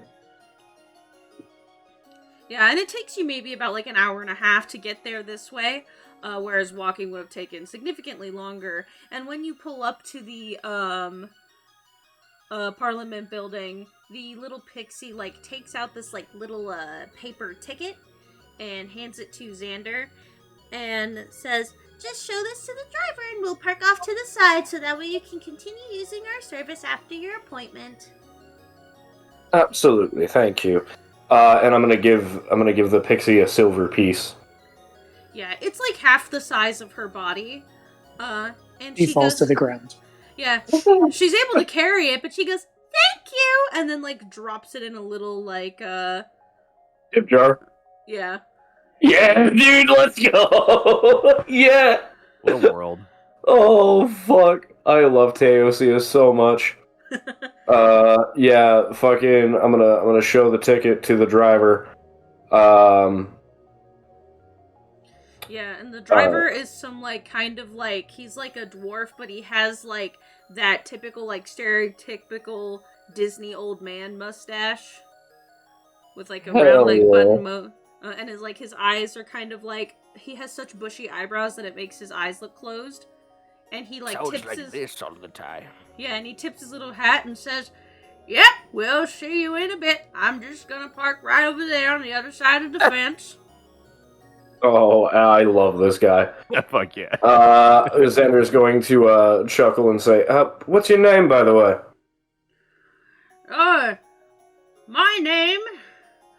My name is just Strongarm. I just go by my surname when I'm working, if that's alright with you.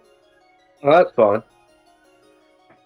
Yeah, it's Strongarm, and once again, I'll just be parked right over there. And it's really funny, because he is just like a quaint little driver, but he does have buff as fuck arms, and his hands up to his elbows are actually coated in stone.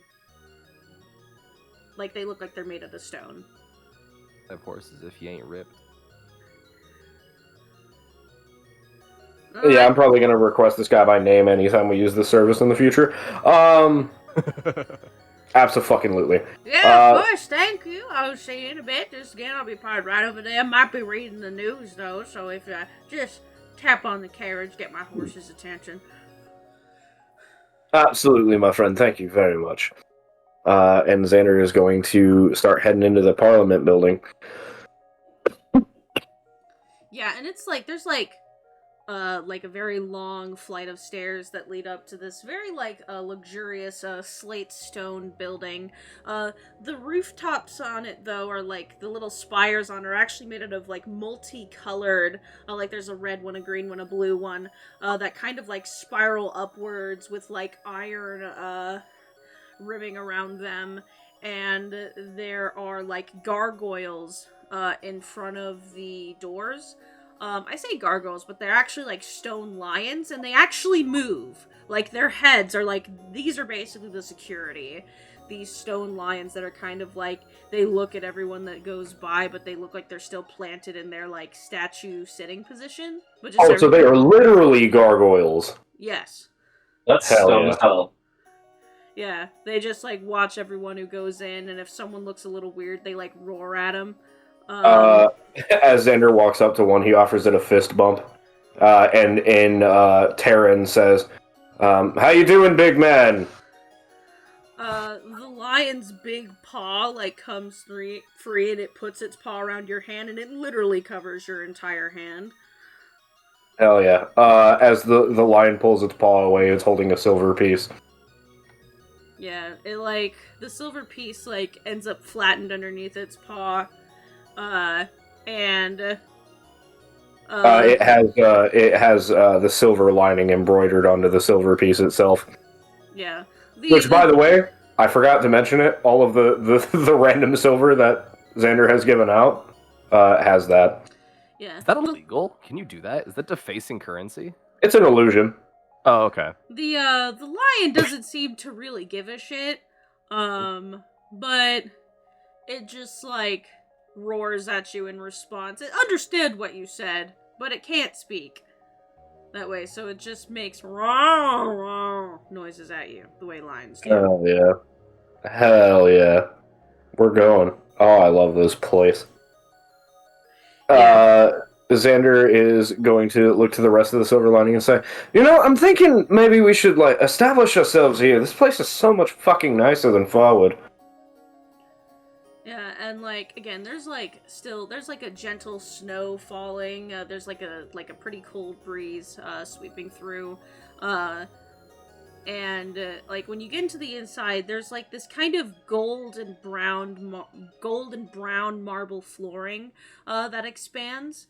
And there's pillars all throughout the room, and there's several gated ways to go deeper into the building. You see people on the other side of those gates that are very obviously members of government, walking from room to room, talking to one another. But there's people going into what look to be teleportation circles. They have a specific token of some kind that lets them teleport deeper into the building rather than going manually.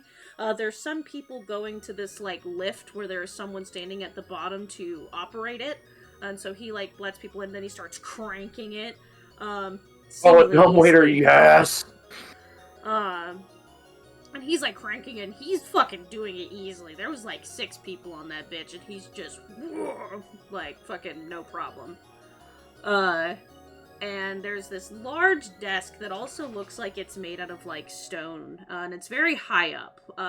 And there's a few people sitting very well spaced out in it, doing paperwork, helping people out.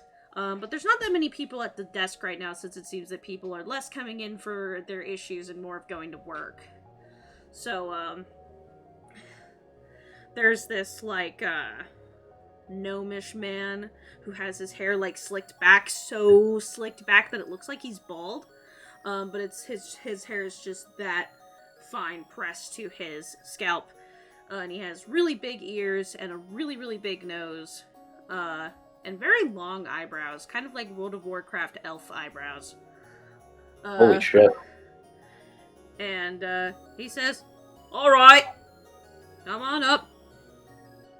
Xander steps up and says, yes, excuse me, we were directed by a Camelus Daiquiri to come seek out this place in order to discuss potential steps going forward. We are, of course, the Silver Lining.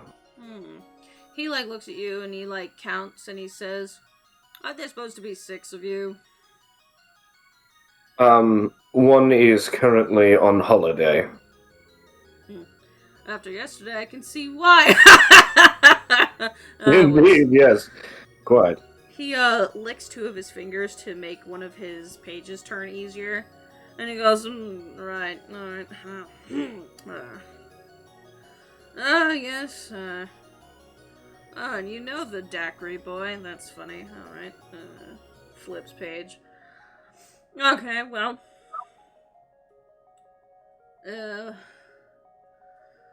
Let me... Yes, this is... Sorry, I'm looking for the legislation on it. There actually is a written law of first-time adventurer things, as this happens not often, but often enough. Yeah, Treasury ruled it at some point. Ah, there it is. Yes, since your group stopped a potential citywide cataclysm, or at least event resulting in more than several hundred casualties, it seems that by law you are to be rewarded,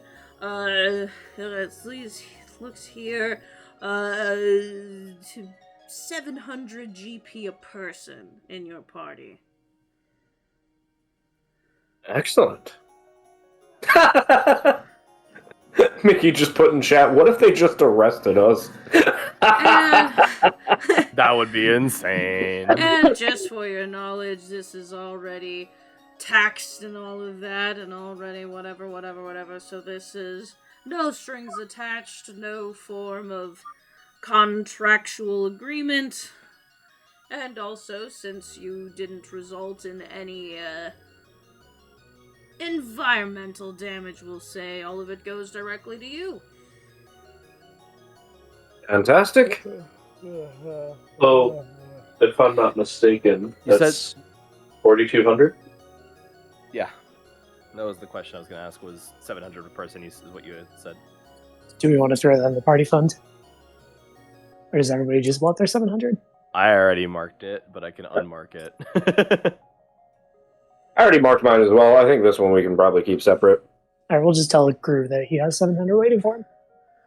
I may have to do some paycheck. Alright, yep, just let me go unlock the treasury and I will get that to you. For my record keeping, what was the group name one more time? I had the day off yesterday. The Silver Lining. We all say at the same time, in sync, like badasses. Yeah, he writes that down. The Silver Lining. Right.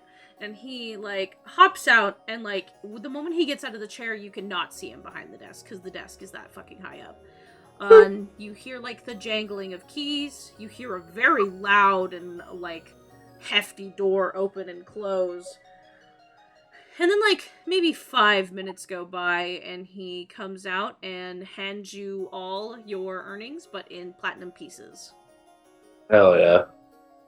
So it's 70 platinum? Because it's 10 70 platinum? Yep. Right then, is there anything else that you'll be needing today? Any sort of physical damages to your person that are irreparable, that the country of license needs to take care of, or are you alright? We have a list of victims, and it would be helpful if the government could put some manpower behind notifying next of kin. Can we get a list of the 1,200 people and just hand it over on a sheet of paper?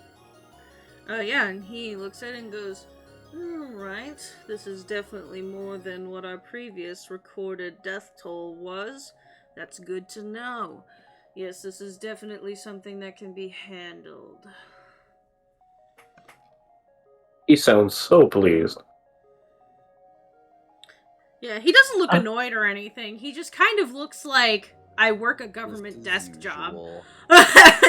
Bro, I'm not gonna lie, in his position, I'd be like, fuck, dude. Yeah, no. I have the worst bedside manner that comes when it comes to that kind of shit. I'd be like, 1,200?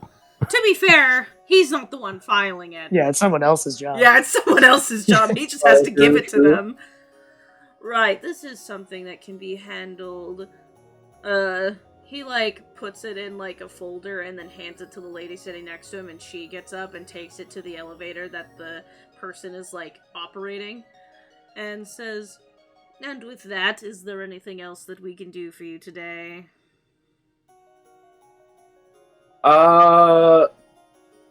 No. Xander thinks for a moment and says, "Would it be possible to inquire here about purchasing property?" It depends. Are you purchasing property within the city or outside of city limits, but still considered part of Snow's Reach territory? Xander thinks for a second, remembers him summoning demons the previous day, and says, "Probably on the outskirts of the city. Yes, would be better."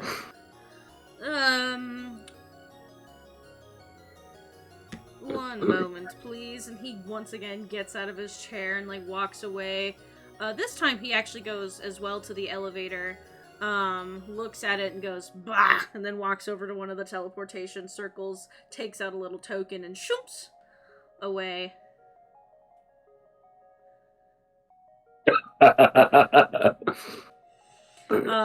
There's like,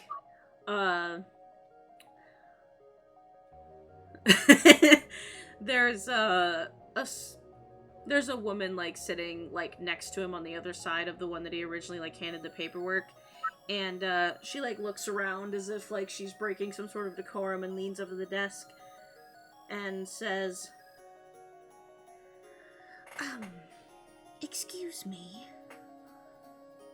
Yes, might I ask you something? of course.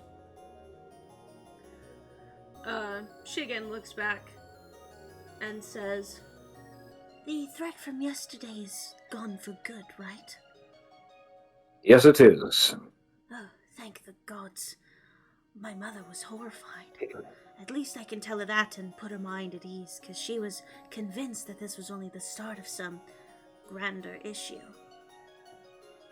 No. With the might of the silver lining, the situation has been resolved for the people and for justice. Oh, Are we all there excellent. at the moment? Oh, yeah.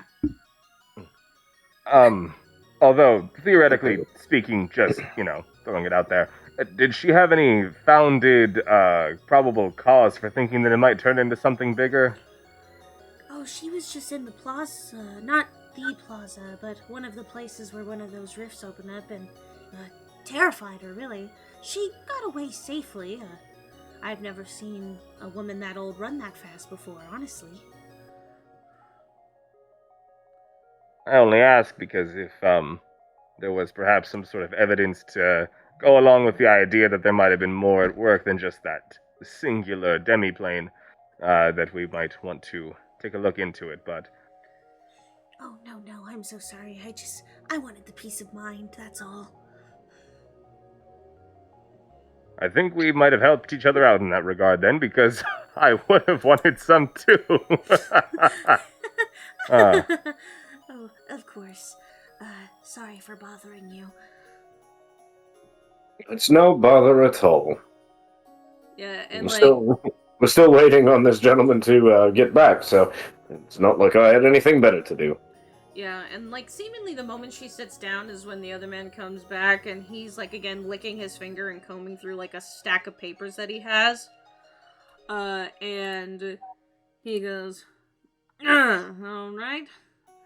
It seems that there are at least 2 properties available. One of them is not far outside of the city limits, in one of the snowfields, so not a little bit of forested area around it. It's a bit older, might need a little bit of renovation, but nothing too terrible, still livable. And he clears his throat, and he sets that a paper, which is obviously a handwritten copy of a deed, down, and then he pulls another one and says, let me pull up a map of Snow's Reach real quick. Or just license, because I thought that I had the other one readily available and then I didn't. So funny, quirky, hilarious. There we go. Oh, fuck.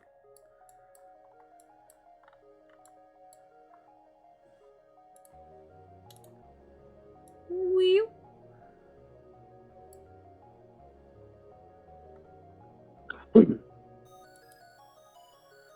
He's gonna mark with... I'm gonna mark with 2 red dots. And he goes... The second one is actually on the coast of the sea. There is... it's a nice home. It's a little larger. And hasn't been purchased for at least 2 decades, so it's probably in good shape, but no one's been in it in quite some time. Ever so often, a property inspector goes out once every 6 months to check the place out and do a sort of glance over at the property. And then I'm gonna put in maps a red dot of where these 2 places are.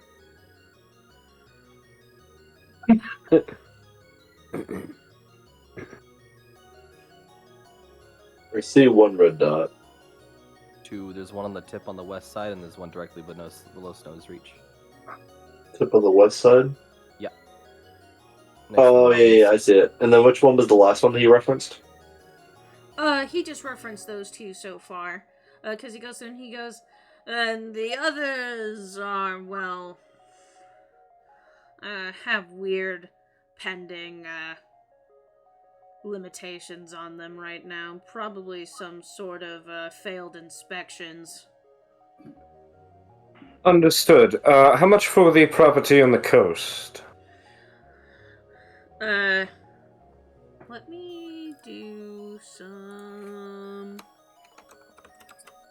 Is this the first we've ever talked about buying property?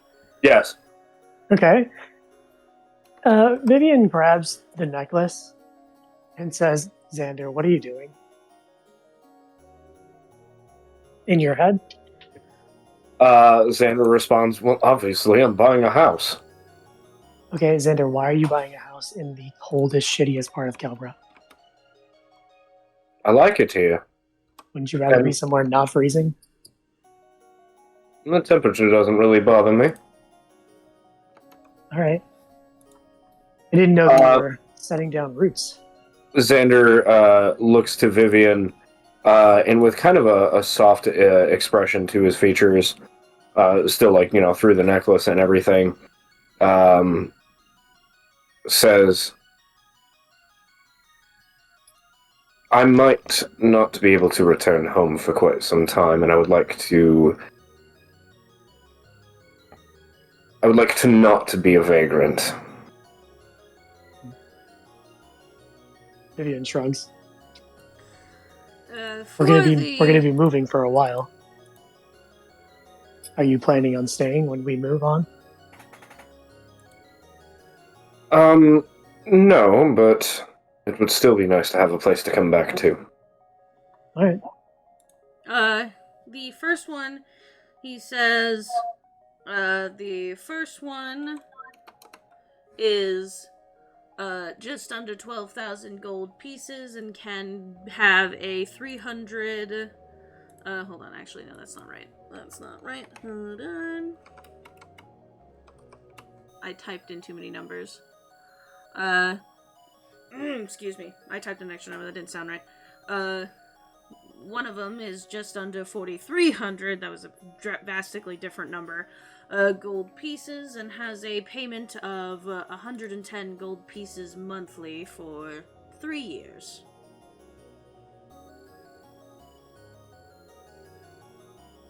Is he talking like a payment installment thing, like a mortgage, basically? Yes. Is that what he's talking about? Yes. Oh, that's kind of cool. And that was for the coastal property? Yes. You said 100 a month? 110. How many months are in a year? 13. Never mind. So 13, 110.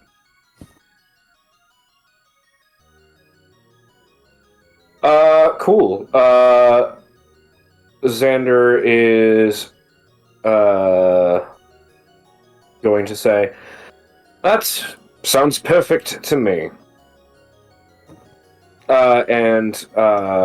I believe this will suffice for most of the first year, and I'm going to give him 1,000 gold pieces.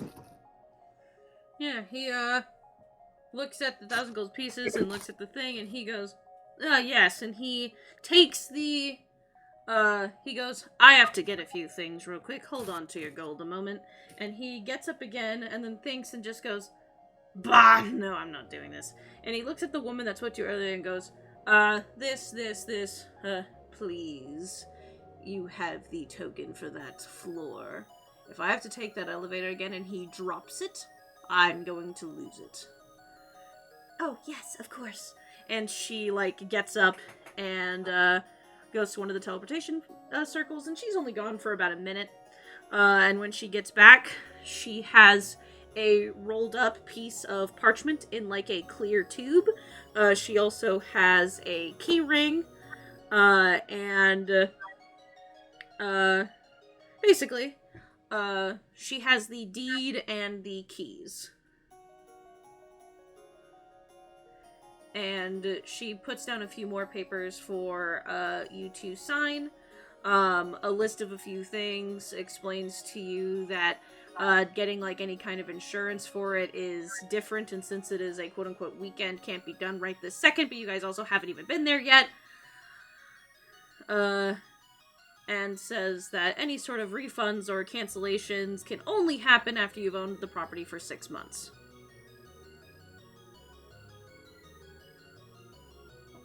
Absolutely.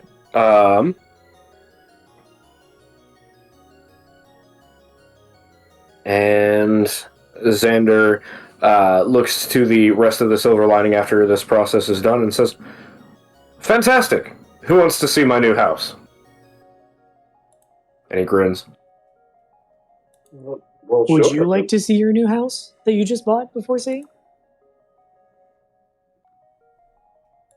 I'm sorry, I don't follow.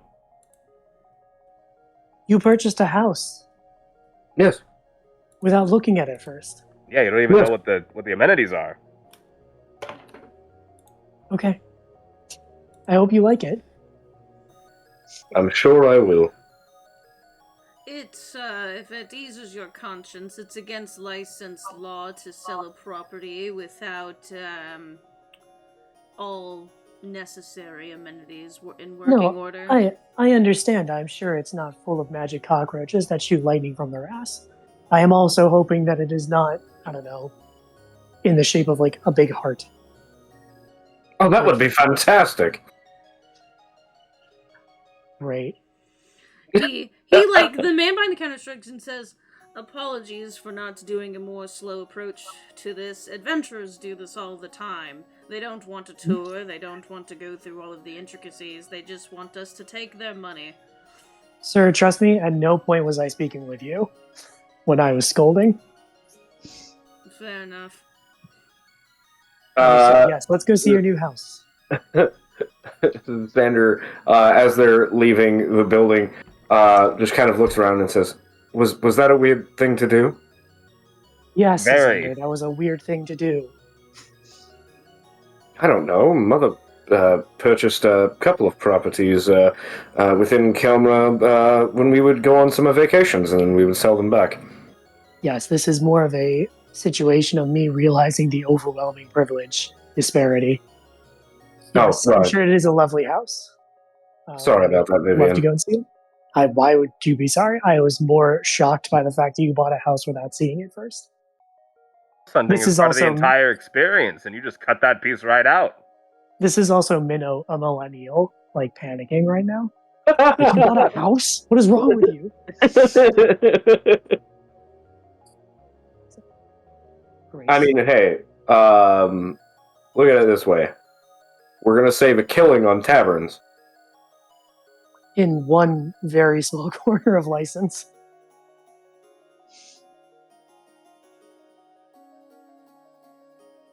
Once we get teleportation, absolutely. You are correct. Before then, we're gonna have a lot of mileage out of taverns. I think, for a little bit. To be fair, in a couple levels, I will be the tavern. So Yeah, that was another thing that kind of confused me. I'm like, you have a house in your hand. What are you doing?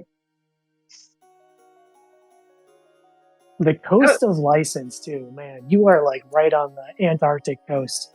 I hope it has a lighthouse. I hope it's not frozen over. That's fine. Just a solid block of ice A lighthouse would make a good logo. with a nice silver beam coming out of it. Hell yeah. Great.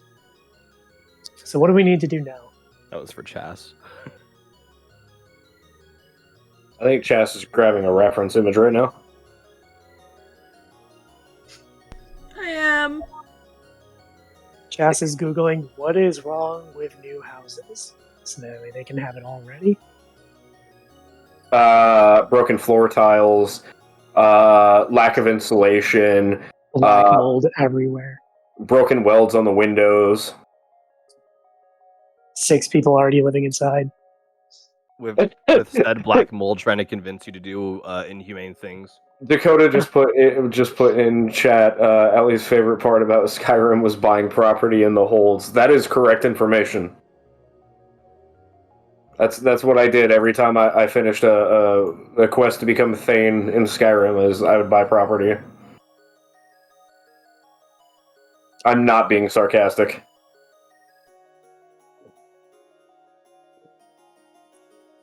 All right, well, we have a couple things that we need to do before we can even go see your house. And then we're going in the circus, which may probably not go that direction. Teehee. So it's probably, yeah. Chas sorry. is over here saying, don't worry, we'll make it work. Oh no, you'll see how I'll make it work. So are you guys heading to meet up with Camillus? Yeah. And then when Xander sees Camillus, he's going to say, "Hey there, Camillus! I bought a house." Oh! That's great. Absolutely. You want to go see it with me? Oh, I mean, after this important business that we have, of course. Although there is something I really need to talk about all of you with. Now that we're here, so, as you recall, I did manage to get some things, out of my uncle's study. The information is not good. Like I said, you discussed with me, Well, hold on. If we need to be discussing this privately, might I suggest we do so on the road? Oh, of course. Right. So Xander's gonna go back out to our carriage, and say, "Strong arm, if you would please, just take us around the block a few times." Oh, yeah, of course. And, yeah. He starts schmoovin'. Camillus gets a fucking mimosa. And he says, so, remember when you all told me that about how the circus in town was a, hit for the, Skinari, right? Indeed. I found out why, and my uncle helped them, and it's a little bit too late to... Well, might not be too late to interfere without being obvious. I figured out a more in-depth why as to why that's becoming a hit. Apparently, there is a noble kitsune family visiting from overseas that intend to view the show. They've been invited. What family? He reaches into his bag and pulls out, like, a handwritten note, and he says, last name Kinoshita? Xander looks to Emiko slowly. Well, I mean, Xander doesn't know Emiko's last name, but Emiko's ear perks up, and she would look terrified if she didn't have her mask on, and she'd be like, "What did you say?" The family name was Kinoshita. They were invited to this performance for a few other affairs as well, but that is the biggest reason that this is a mark, is because there's going to be several targets confirmed. Okay. Do you know where the circus is going to be next? I know that they will be arriving when the circus is within Snow's reach, which will be a little less than a month from now. And how long will it take to get there? Well, the circus will be arriving here again, like about a week before. We're in. Yeah, you guys are in Snow's Reach. They will be. I assume the family will be getting here a few days before the show as well. I don't know how many of them are arriving, only that they were invited and that the invitation was gracefully accepted.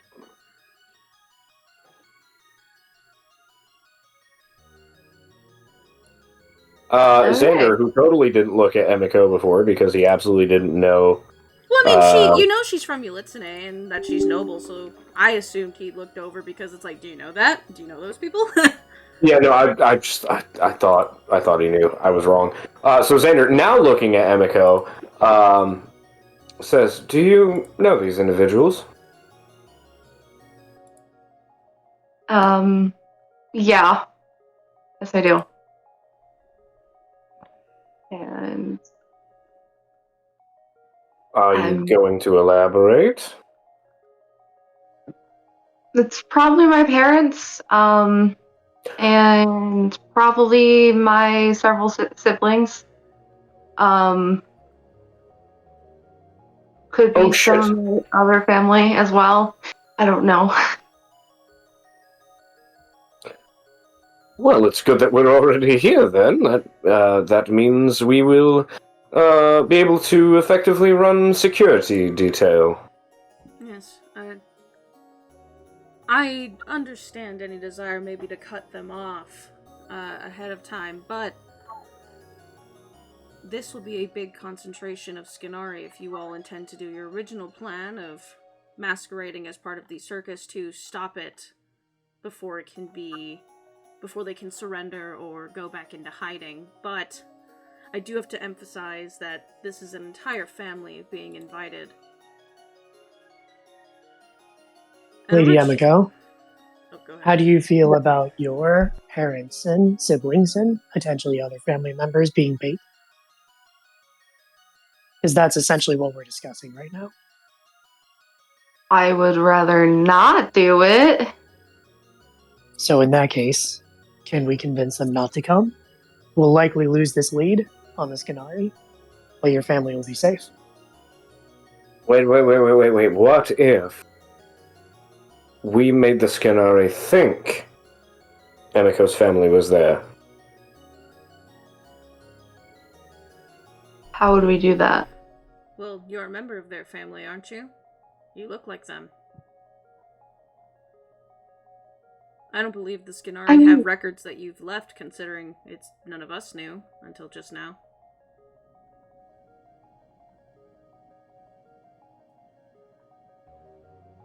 So, we're gonna use me as bait. Better you than them. I agree. The only problem is I can't get a hold of them. Well, right now. That's not the only problem. Vivian reaches up and, taps on your mask. It's not exactly easy to tell what family you belong to right now. I mean, yes, but also my clothing is very traditional in my family. We're well known for it.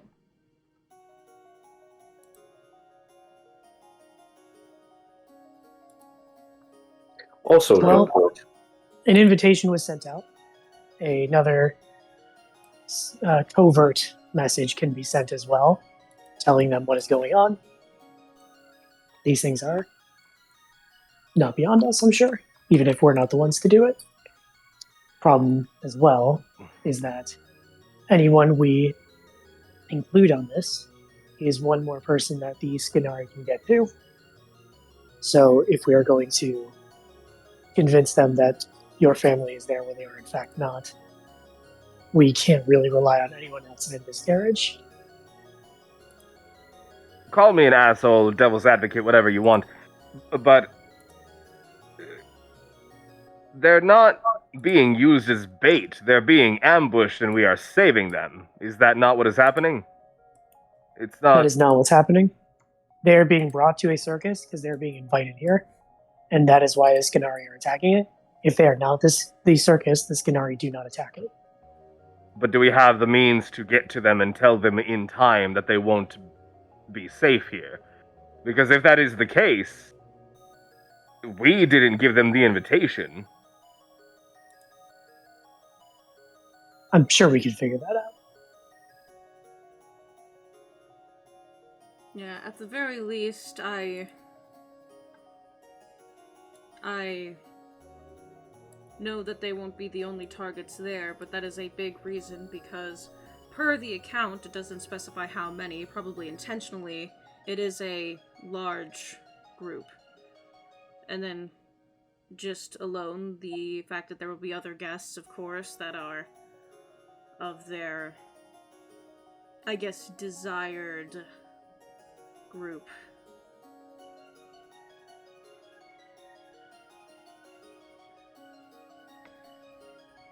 But it is true, if they find out that, I guess, the bigger target will not be attending, they will back off.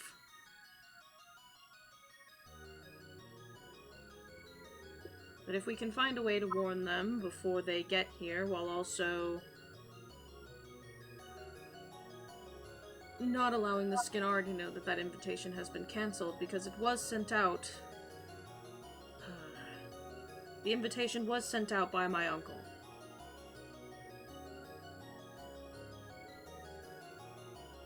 So we have to avoid any sort of feedback that goes directly back to my uncle, signifying they aren't showing up. As a follow-up question to this, would we be able to just track down the Skinari and try to cut them off before they get to the circus, or? Potentially. But Because that might be easier if we don't need to reschedule an entire event that is going to have potentially hundreds, if not more, participants, you see. Yes, but if we start attacking them one-to-one on groups, they're gonna get the message and not come. The whole point of the event happening and us getting the Skinari is because there's going to be a shit load of them. that is true. If you hunt them Correct me if Oh, go ahead. Go ahead. correct me if I'm wrong, Camillus. Your uncle clearly doesn't know that Emiko is part of that family. So we have the avenue of essentially making it seem that there was contact between members of the same family, which is far from abnormal. Thus, that gives us an easy way in for Emiko to be in the same spot as them. I can't see them. Oh.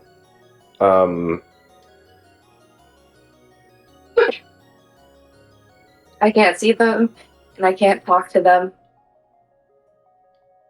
May I ask why? I cannot do it until my spirit journey is over.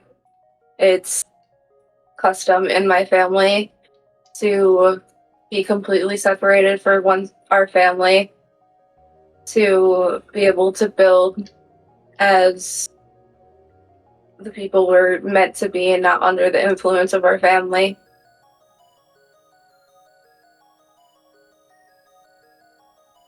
I'm more than willing to offer myself as bait, letting us spread word that one of them are already in the city. And maybe that will draw some out. Maybe it won't. But if we contact them and stop them from coming, it would have to be one of you. And if we were meant to protect them, one of you would have to be protecting them, as I cannot. But Well, that's sort of problematic, because the only way I know to get a message to them quickly enough, especially when they're on the move, would be a sending spell, but none of us are familiar with your family.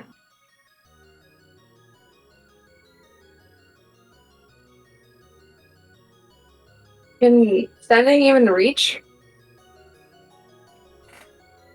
Mr. Phage could be familiar with them.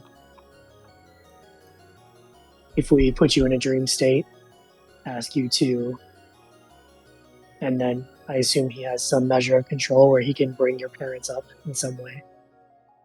That's So we great, learn about all, them. but Johnny's not here at the moment. Well, I mean, do we need to do it in the next 10 minutes? I'm sure he'll be back.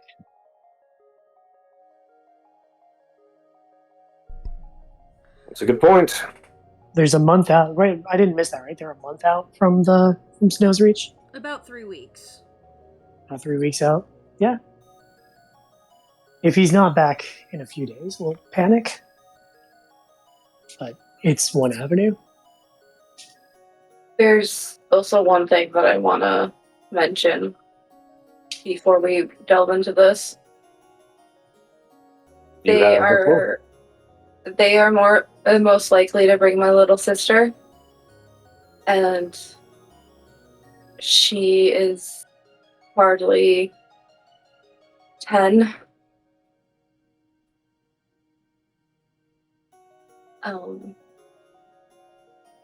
So I'm most worried about her.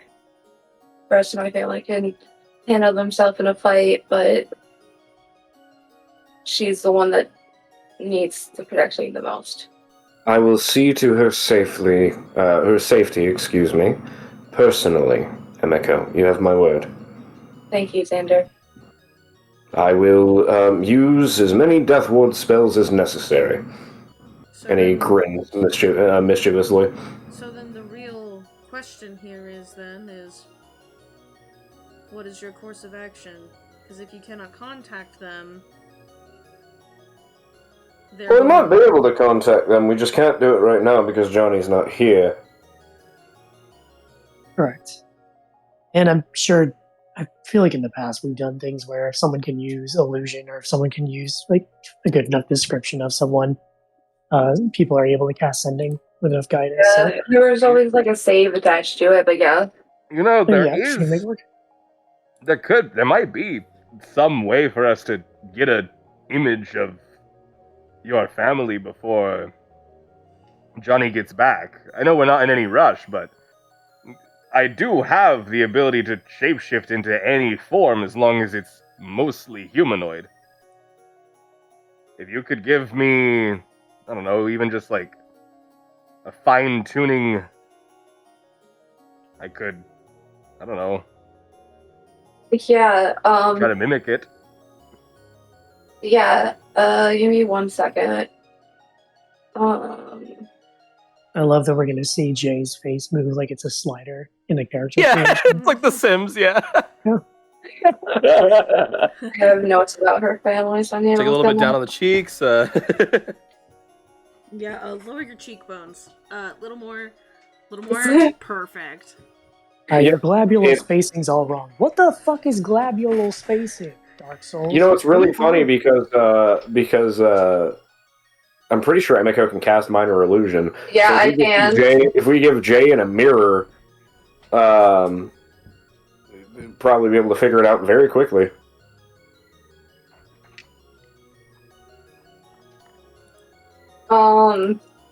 I think she's gonna start with an image of her father So she's gonna hold out her hands, and a little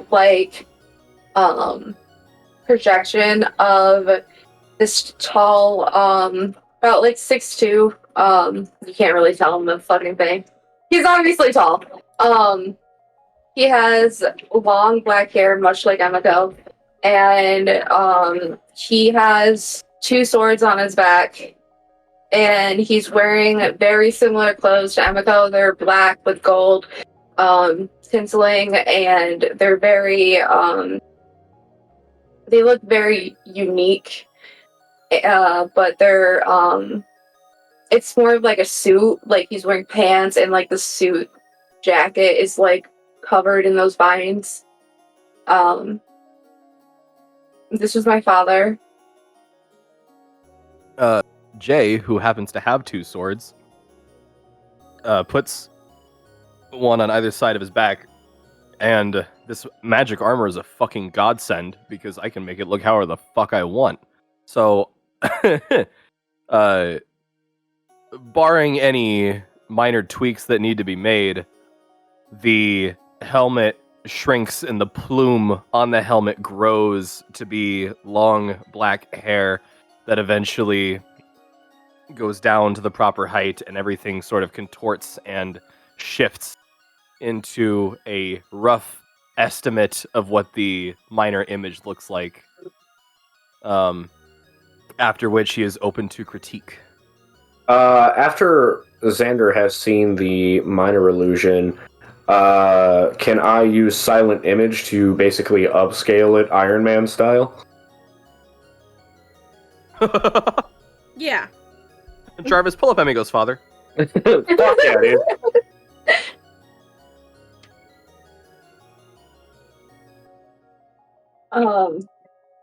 Yeah, Emiko would spend maybe 5 minutes making sure everything is correct before taking a deep breath and nodding. Yep, that's him. And if at any point... Oh, wait, sorry.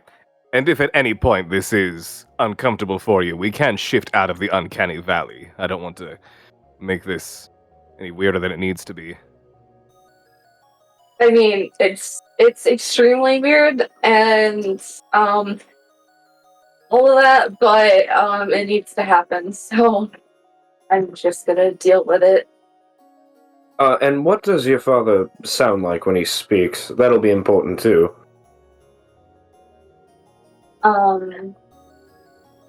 He has a very smooth voice. Very low pitched. With a bit of a rolling R accent. I can't fucking do that, sorry.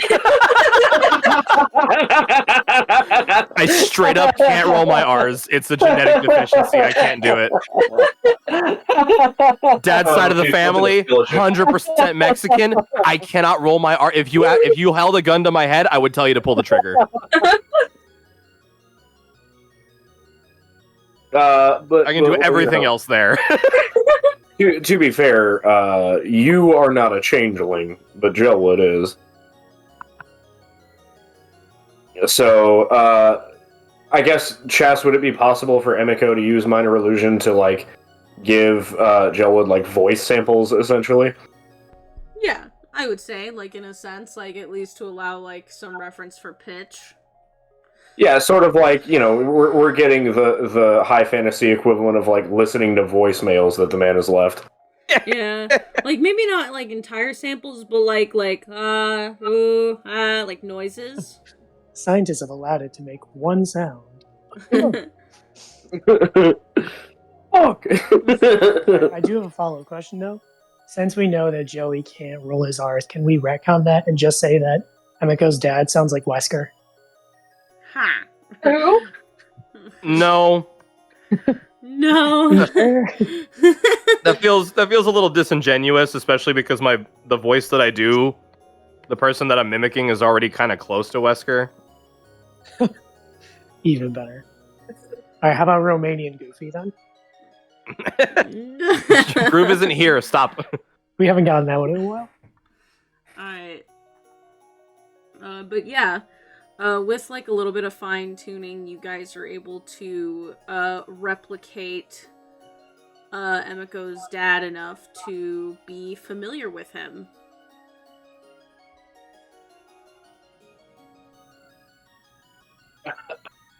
I love the prospect that in order for Jay to be considered to be familiar with somebody, he has to be able to assume their identity.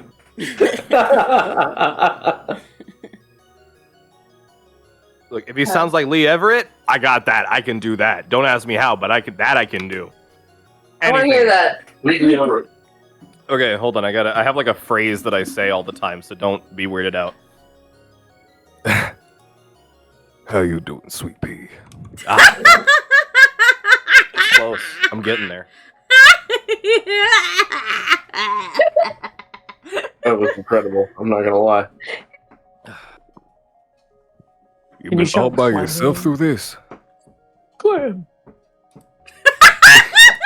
I can't do Okay. it loud. That's where I draw the line. That's fair. Yeah. If I I'm could just like, shout, stop oh my talking. god. That would be like my only voice if I could shout as Lee Everett. He's got the smoothest fucking voice I've ever heard in my life. Jesus Christ, Candy. You are not saying what I think you're saying. What, man? I'm from Florida. Crazy shit just comes out of my mouth sometimes. I don't know what's happening right now, but I'm here for it. This is amazing. You should play The Walking Dead. Right? So what I I used to play Telltale's Walking Dead.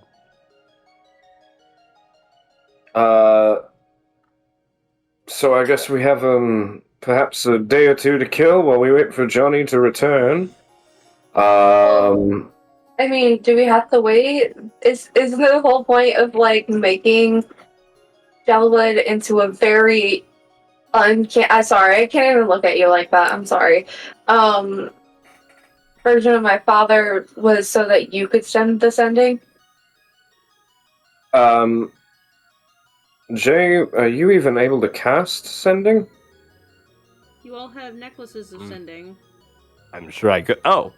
Well, I thought the whole thing about the necklaces was that we can only cast sending to other people that are wearing a necklace.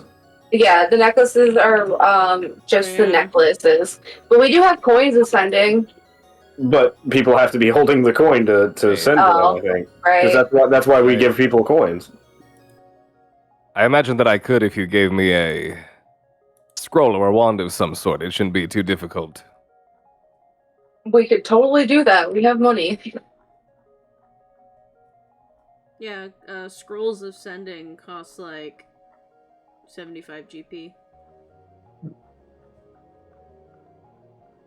Too bad we're broke.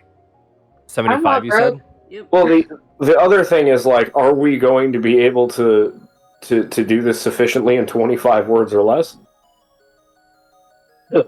Dear Mom, Dad, please don't come. Let's Yeah, not you know even- what? You are not Dear safe. Emiko's mom and dad. This is silver lining. Circus is a trap. Emiko requests you do not come. Something like that. What's the name of the city that we're in right now? They're gonna be here in Snow's Snow's Reach, right? Mhm. Yeah.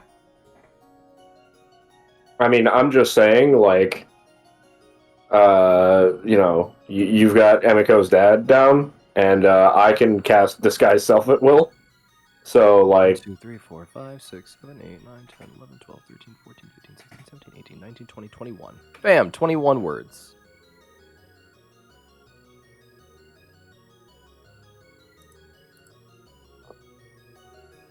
It's actually kind of easy. fuck yeah. So we can do that, and then when it comes time for them to actually, like, be at the circus, you can do your changeling shit, and I can use Mask of Many Faces. And then when the Skinari attack, they'll think they're attacking Emiko's parents, but in reality, they're attacking two heavy hitters from an adventuring party. And then the other half of you are in the circus. Yeah. We can still have circus arc. So you're gonna be my mom? Sandra shrugs and says, I guess. Oh, if that makes you uncomfortable, I can just learn the other one real quick. And I mean, we already have the perfect, I mean, let me be very fucking clear here. It doesn't make me uncomfortable at all. All right, well, fair enough. Yeah. I mean, do we have other ways to Lysel, did you want to try to pretend to be one of my brothers or one of my sisters? I could. I also have access to the spell that they just used. How long can you keep that up for? Because Jay and I can sort of go forever, but if it requires you to use your... This could be my master entire resources- identity for the next foreseeable future if it needed to be. I never would do that, but it could be, hypothetically. Not for terribly long. I can try. I might be able to. Vivian focuses, tries to think of making herself look like Emiko, and cast Misty Step 20 feet straight back, and you hear a thud from outside the carriage. And you get ran over by a fucking carriage. Oh, You did travel just about as fast as she does normally, so I think you're onto something here. and you hear patter, patter, patter, patter, patter, and the door opens, and she comes back in. I cannot be your sister. I apologize. You have a big knot on your forehead, like in Yeah. animes. Yeah, Oh, Vivian, you're already my sister. that's also not terribly helpful right now. I'll find something else to do. What a dick thing to say. Maybe your sister caught something. Thanks, but no thanks. Yeah. I maybe mean, she's they come down didn't- with something really bad and is very green because she's so sick. You did say that your little sister was about 10. I think Vivian's about the stature of a 10-year-old girl, no? I tried that and I got picked by a horse. I'd rather not. Oh, well. Then perhaps my judge of character study is a bit off. Wait, If hold you on. can find a way to make me look like Emiko, go for it. Hold on. I can. Emiko's gonna pull out the bag of magical beans. Remembering that when she gave one of the candies to Johnny, he grew cat ears and a tail. She's gonna hold out the bag and be like, Vivian, just take one. Vivian doesn't even think, just go. Unfortunately, the bag is random, so I don't know exactly what's gonna happen. Oh, I could explode. No. Vivian, you grow specifically pointed dog ears and a curled Shiba Inu tail. Oh, Damn it. this feels racist for me to say I'm your sister now. I don't like it. No, I was more saying you're not a fox, but you are a Yeah. dog. Hey, worst case scenario, if I'm under questioning or something, I'll just pop one of these real quick and act like I've been cursed. So, Emiko's cousin. Yeah, Emiko's cousin they don't let out of the box very much. She's usually trapped in the attic. It's a funny thing, foxes. They are sort of tangentially related to both cats and dogs. Not many people know that. They're actually more canine, or more feline than they are canine. Foxes are canines. I feel like we've had this conversation before. Xander holds his head with both hands and says, I swear sometimes I'm living in fucking Groundhog Day. I just wrote, are dogs closer to dogs than cats? No, it's our foxes closer. The answer, by the way, was yes. Dogs are closer to dogs than cats. I would believe it. Marvel will be devastated. Great. All right, so we have some semblances of plans. We have a concept of a plan. We're gonna go get a sending scroll. Speak with Hitoshi. But what the fuck was your last name? Inoshita. That's the one. And then we're gonna hope that they get the message. And if not, we have money to burn. We'll just keep sending spells. But listen up, fucker. He doesn't get it the first time. How many words did you do? Let me. I had 21 words. It was 21.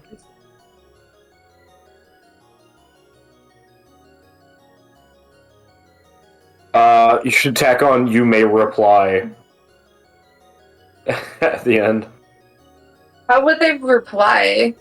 That's how sending works. Yeah, Yep, Oh. you send a reply when you response. send. I can add reply if you must, and then that is 25 words exactly. Reply if you must is much more dismissive. But it also helps my OCD more. Reply if you gotta, I guess. Reply if you can. Reply if you're stupid. Please reply. please reply. I beg of you, reply. Can I try to riz you up? Yeah, sure. Please. All right, so you guys, do the shit? Yeah, did Camelus have anything else for us? Because he's Um, just been kind of here while we've been dicking around. I didn't want to interrupt. I'm sure he's used to it at this point.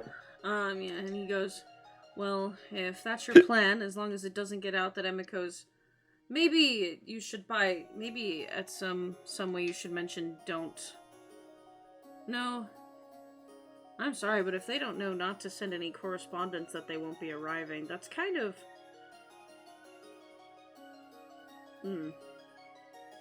Maybe we can find another way to send that message, that they shouldn't send any correspondence that they're not arriving, because they don't understand that my uncle and the Skinari are connected. Camelus, we can just buy 2 scrolls.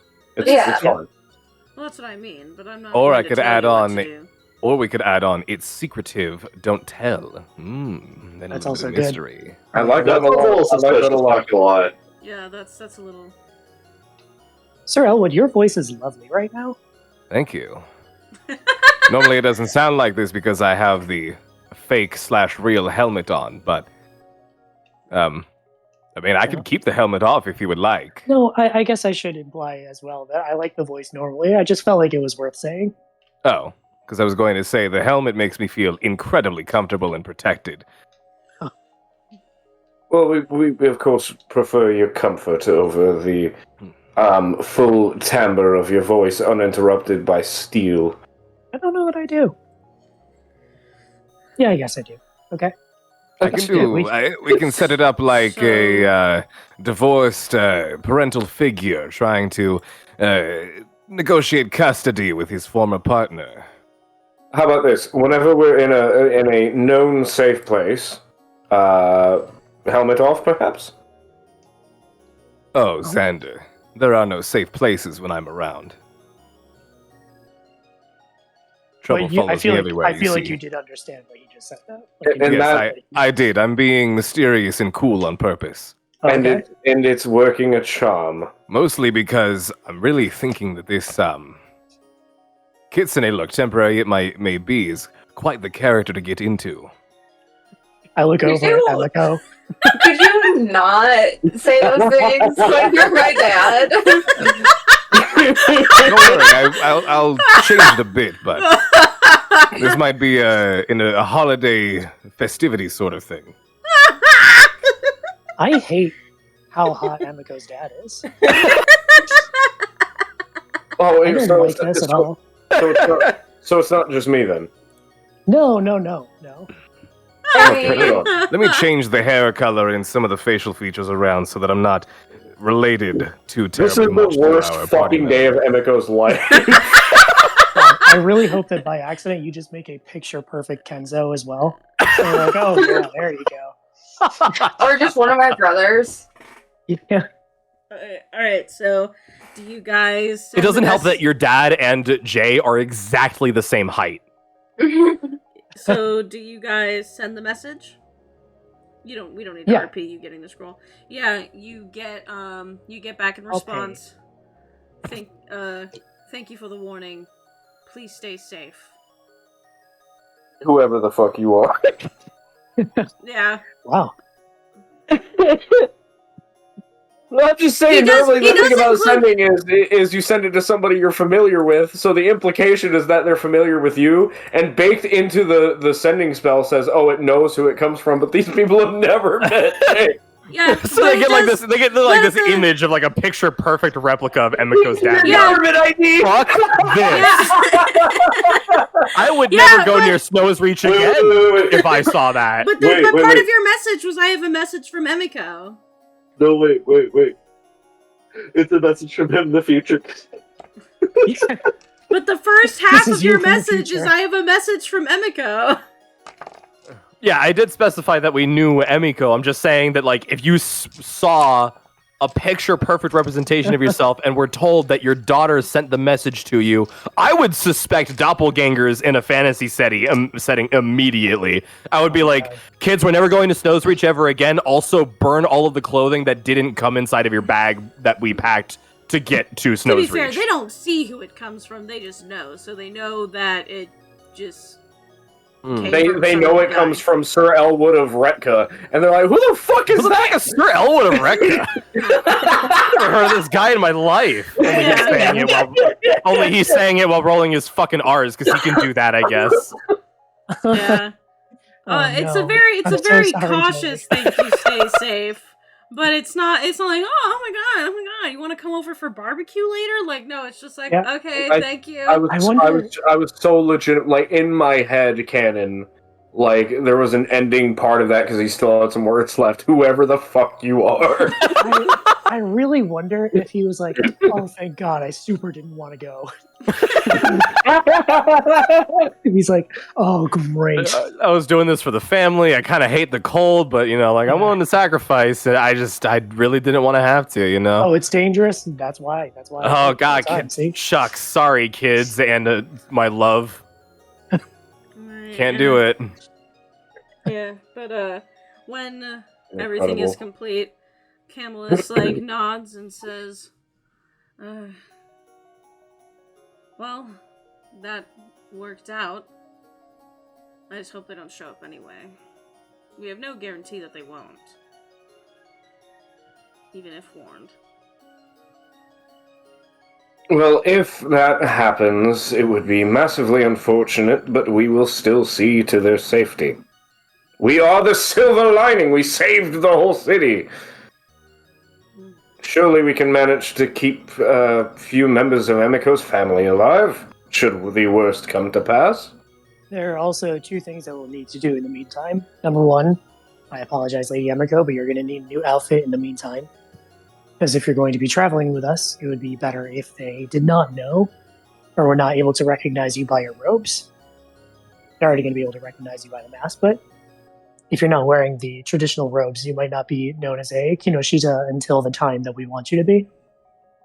The second thing we're going to have to do is we are going to have to go to ground and hopefully kill every single Skinari that we can find in the meantime. Or in prison, if we are able to put your uncle away before then.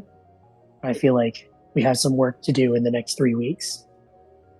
Personally, I think the perfect time would be either right before, during, or right after this event. If it comes to pass that they show up, I have the documents to prove that this was arranged. But it won't be fully provable until it happens. Because I have no proof of the correspondence, only that an invitation was sent out. And the only information I have about the Skinari involvement is from the few of you. That brings me to my next point, by the way. Camillus, you normally stay with your uncle, yes? We live in the same house, yes. Would you like to be my roommate? You'll have the house to yourself most of the time. I wouldn't mind that at all. I just have to explain to my mother that I'm out on some form of business. So, correct me if I'm wrong. We know of an underground location to where Skinari activity had been happening, a cave system that we have not yet followed up on. We also know that it's around the same location as the Myconid village, and that there is a dragon in that area as well. So we have a couple different places where we could try and narrow down Skinari hideouts in license outside of Snow's Reach. So, and we have 3 weeks now, right? Yes. So, and on top of that, Camillus has already been targeted by assassins once. Granted, we took care of the guy who hired them, but you never know if it's going to happen again. I feel like we should go out of the city and try and track them down in their hidey holes where we have gotten rumors of them being.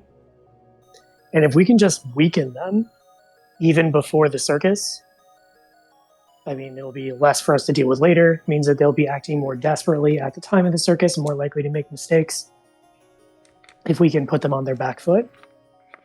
Yes, as long as they get no inkling that you will be at the circus waiting for them, that's a good idea. Hence why I think that we should disguise Lady Yamiko just a little bit.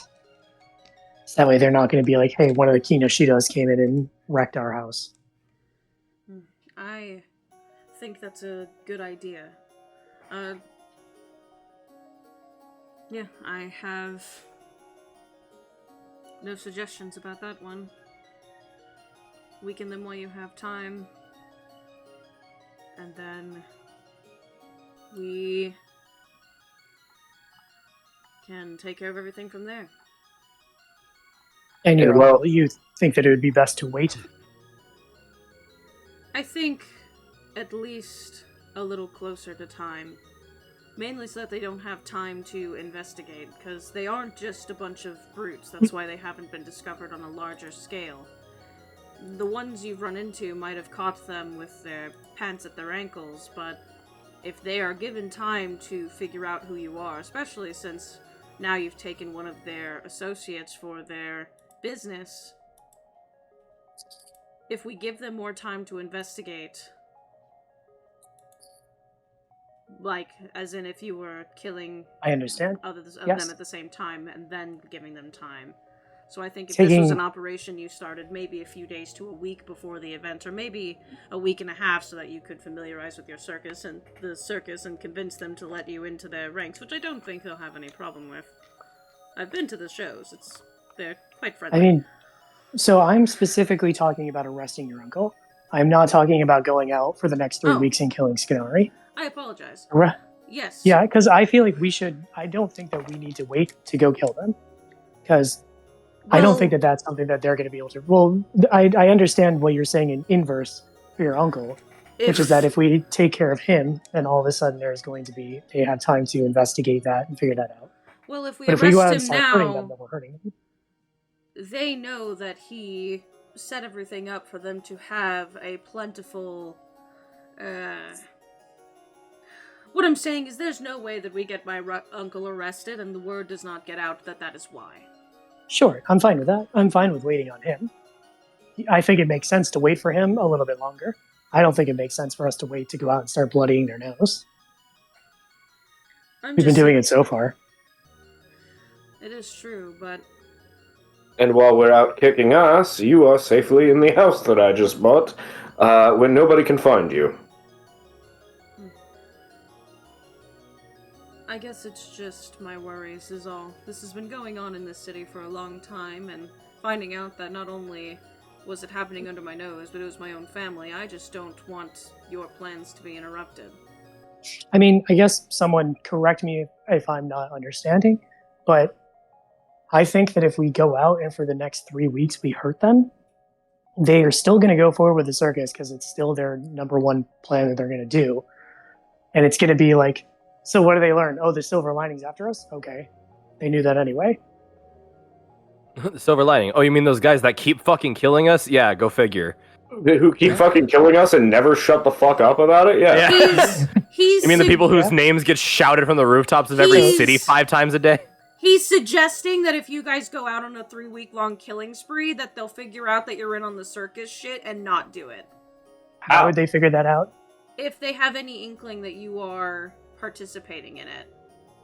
Well, how would they figure that out from us going out rather than a week in advance? Well, if you think about it, we've kind of been all over Kelmra. If we suddenly start killing people specifically within an area, it might be a little evident. Because every Well, I other mean, it's time you run evidence that into it's us, them, but is it evidence in any way that connects us with a circus? Well, it wouldn't necessarily put us in connection to the circus, but it might make them think like, oh, well, if they're just gonna keep fucking killing bitches around here, we'll just move our operation away from the circus, go elsewhere. Because Or- obviously they're sticking in this one place for a really long time, so why would we bother trying to undergo some sort of crazy operation when they're in the area slaughtering us by the tens? It could also have the opposite effect, though, where they're thinking, hey, they're outside the city fighting us. This circus is going to be in the city, away from them. And on top of that, I could also see, like, hey, they've been, like, pushing us to the brink. We're having a hard time. We need a big score. Circus it is. That too. Mm. I was Yeah. just thinking that. well, Camillus I guess is it does suggesting depend on the that kind of it- leadership then. Camillus is suggesting that it could go either way. Well, it sounds like Chas is suggesting that. So if you're saying that we should wait, then we should wait. That's what I Well- guess I want to get in is like, if this is the voice of reason speaking and I'm missing something. What I guess I'm suggesting, because like that is genuine, like Camillus's concern. I wasn't trying to like DM fiat you by using a character. I was gonna suggest doing things where you make a plan a little closer. We dedicate 2 sessions to it, like 1 or 2 sessions to it, and then like the third be the start of the circus arc, mainly for the sake of brevity, rather than like I think I'm influencing how you guys should take on your story. Spending 2 sessions to plan? Not plan. Spending 2 sessions to have like a little fun, go into the depths and kill Skinari dungeon, and then the third one is the circus. Oh, okay. I'm suggesting a mini few week time skip downtime and then a dungeon and then that for the sake of time management. Sure, we can do that. That works. If the end result is the same either way, then we can do that. Yeah. The end result's still the same. It's just like making it to where we don't spend 5 sessions just doing stuff. Yeah. So my suggestion was purely just based on like brevity and planning things out. Mm-hmm. I will cut this out of the recording. But that was my I guess proposition for you. Clap, clap, clap, clap. Okay, it'll be really easy for you to find now. Yeah. Fortunately, we never all yell something at once. Well, I just clapped like 7 times, and that'll create weird lines in my recording. But Camillus like then looks around and just goes, "Well, Xander, are we gonna go look at your cool house?" As if trying to like lift spirits. Not that anyone's particularly sad. Absolutely. Yeah. How long is it going going to to take show us to him- get to your house? It Sorry, Joey, takes you were saying something? You're fine. from the part of the city you're in, it's like around like an hour and a half journey. Because the carriage, strong arm, normally is like, oh, normally I don't go out of the city, but I like you guys. Oh, no, I had something a little bit faster in mind. No offense, strong arm. Oh no, I just didn't want to just get to the edge of the city and then kick you out to the snow. If you have a way of getting to your destination, that is fine by me. Yeah, you just get us to the end of the city, and I will take us the rest of the way there. I should be able to get there within, and if it's an hour and a half normal time, about 45 minutes. Yeah, he stops at the gates and lets you all out, giving you each a peppermint candy and says, "Thank you very much. I hope to be seeing you again soon." Yeah, and purely as a flavor thing, Xander's going to take a couple steps outside the city limits, look to the rest of the silver lining and say, "Now then, let's ride." Snaps his fingers, and phantom steeds appear for everybody. Nice, we Jay's can gonna- finally eat our dinosaurs. Jay's gonna look at Stronger. He's gonna say, "Thank you. I love peppermint. It's delicious." What about Levi? He can come Hi, along Levi. too. Can he keep up? I don't know. Are these horses faster than the dinosaurs? Oh, yes. By about let 40 me- feet. I will put the spell in chat for you, Dakota. I'm gonna be real, I don't think he can. No, this was the same thing with Bartleby in RollBound 1. I had a big dog that I could ride, and I used him maybe twice. Well, you guys can keep it like a steady pace. You don't have to use the maximum speed of the Phantom Steeds. Just allows you all Go to as have fast them out. as the slowest person. Well, they're still in the city for now, so we can have them brought over I'm here. assuming you're ritual casting each of these. Yeah. Okay. Like I said, purely as a flavor thing, they'll appear at the same time. Mechanically, I can't do that, but it's cooler this way. Right? I assume Chas doesn't have a problem with me being cool. No. How dare you? My least favorite thing. Yeah, but it's so close to the city. There's no dangers that make your way. And when you get there, I have a shit ton of references.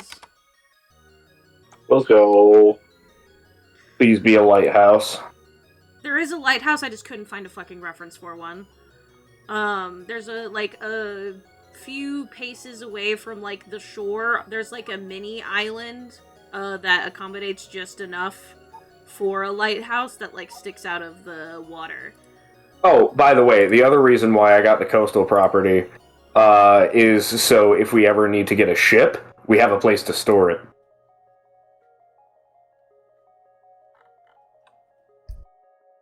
The Siberian coast, famously good place for ships. This house definitely is very fitting for Xander. Very. Let me guess. It's After actually- showing.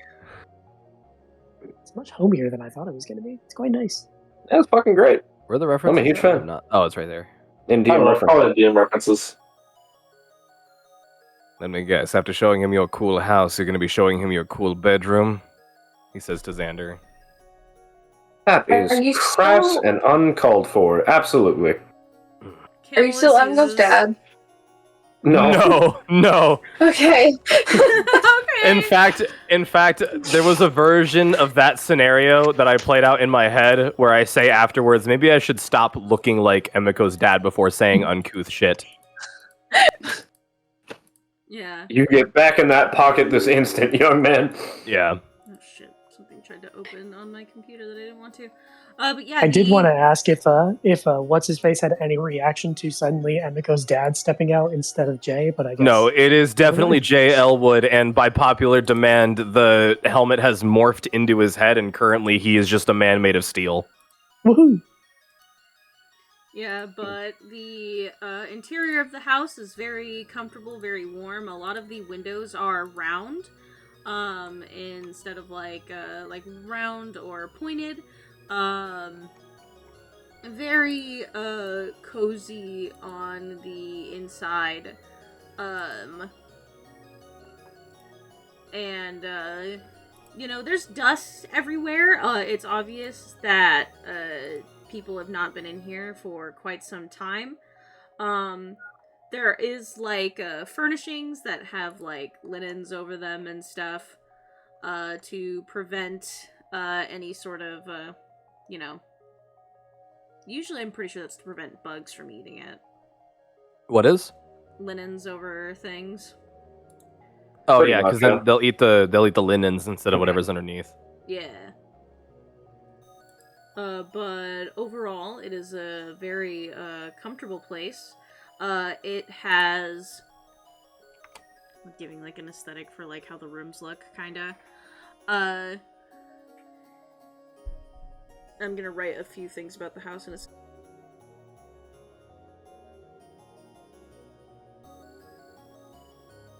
I'm so fucking It's- happy right now. It's like dark romantic Shire. Yeah, In a good way. the exterior is made out of like darker slate stone, and the wood is like a darker kind of spruce because of the type of environment you're in. And again, every place it is layered in snow because it's fucking licensed. 1 sec.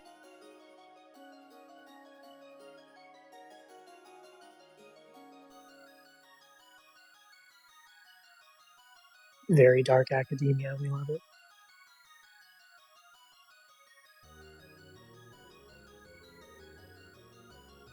I also really like this horse that's in the stable. Does he I look didn't very see it there horse-like? at first. Oh, there's two of them. Oh yeah, there's a second one. Oh, I don't like the way that they're looking though. That second one, he's kind of like got that weird stank eye. That's specifically what I like about him. It's like, looking at you, fuck you want. Yeah, after we get a couple more lump sums of gold from adventures, I'm gonna fucking build a oh, what the fuck is it called? Bear. A shed for ships, essentially. Yeah, basically, the house has 8 rooms, 2 bathing More? chambers, 1 fairly sized kitchen, and there's a room that doubles as like an office. Like half of it has like a little study set up, and then the other half of it has like a few bookshelves, making it like a miniature library, not like a full one. There's also connected to like the living room-esque area, like the family area. There's like a quote-unquote walk-in closet that when you open the door, it's actually like a miniature like armory setup. So there's like weapon sheaths on the walls and stuff, and places for you to place armor. But it's not that big, but it's just mini. Like you kind of walk in, you pluck something off the wall, you leave. There's a garden outside that is like has like older but still salvageable plants of like plants and fruits and stuff that flourish in the winter. There are some more wild versions of it. It needs a lot of tending to be like a proper garden, but it's growing stuff right now. And there's also like a little winding path that passes like underneath like the cliff that the house rests on. That's basically like a mini cave, and it's just like a path that leads to the like snowy, icy beach at the edge. That's still like a place that you can walk and like kind of hang out, despite the fact that it's fucking cold. Oh yeah, can I burn a use of stone shape to like basically make that like a hidden exit? It would take a lot to do, but you could over time, because it's intended to be like a cozy little path. Like in the second reference image of the house, it kind of looks like that. Like you can see where that other light is. Second reference image of the house. Like how it's kind of under it on the same cliff. Oh yeah, for sure. Yeah, I would like to make that a hidden access point, in the sense that essentially the door, I use stone shape to like make the door right, and the hinges are like on the inside, and it's seamless. You know what I mean? Yeah. And there's like a latch on the inside, and we can work out the finer minutia of it later, but. Yeah, but the interior is mostly stone with wood, like reinforcements. There are certain windows that have like little cozy spots with pillows and stuff still there, although covered in linen so that we don't get eaten by bugs. The place is mostly furnished, for the most part. There's a few like personal things that you guys would need to bring yourselves, but yeah, and also it is dusty. Just like some beds don't have blankets or pillows, they're just beds. Oh man, it's very fortunate then that my genie vessel currently has a shit ton of miscellaneous blankets in it inside of a wardrobe that I had commissioned the second ever session we played. Whoa. Yeah, but Fuck yeah. Sorry. Camelus like looks around and says, "Oh, this is quite a nice little spot." It's truly everything I dreamed of. Well, maybe not everything, but a lot of it. Do you say that? Look at him and smile.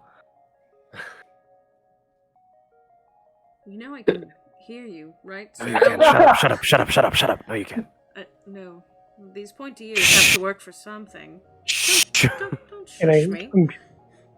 I cast message using the necklace and I say, Sir Elwood, first of all, you could use the necklace if you don't want Camelus to hear something. Second of all, they've already fucked.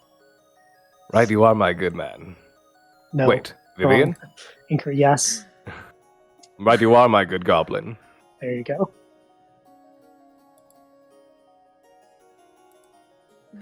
Well, this is very nice. I'm glad you approve.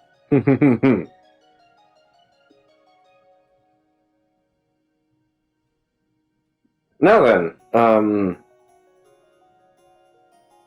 make yourself at home, I suppose, as it is going to be your abode for the next little bit. Yeah. Camelus, uses his tail to flick you playfully on the leg and says, yeah, I will go do that.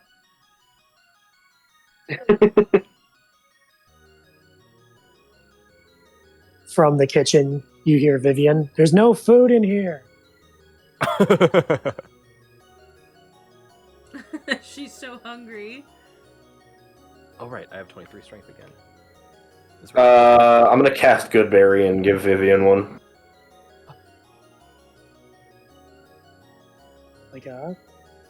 Like a starving child. We can go get some more supplies on the morrow. That's a good point. Let me, hold on. I'll DoorDash us something for this evening. No! no, stop it! No breaking the fourth wall! No! Although, you guys did go to a store before heading out here. I'm just saying. That is true. I'm gonna buy a shit ton of food. Yeah, just take out a gold piece. And also, I want to hire a butler. I know a guy. He's actually a kitsune as well. No. Has a lot of experience. I hear he actually used to be in the military, but then retired and went to a different career. I has heard some kind of weird that- complex about half-orc women. So Okay. I heard that he once met the rediscoverers of Rarendelle. Okay. Fantastic. Although that does actually, if you don't mind, going back in time for a second, DM, because there were some individuals here in Snow's Reach that had been displaced by the Skinari, right?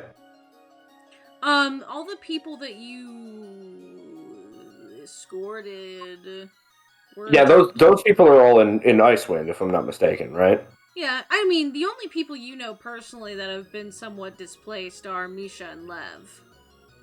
That you know personally. There's tons of people that have been... Are they here in Snow's Reach?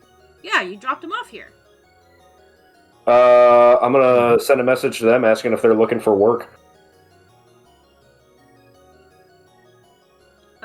You get a response from Lev, more specifically, that says,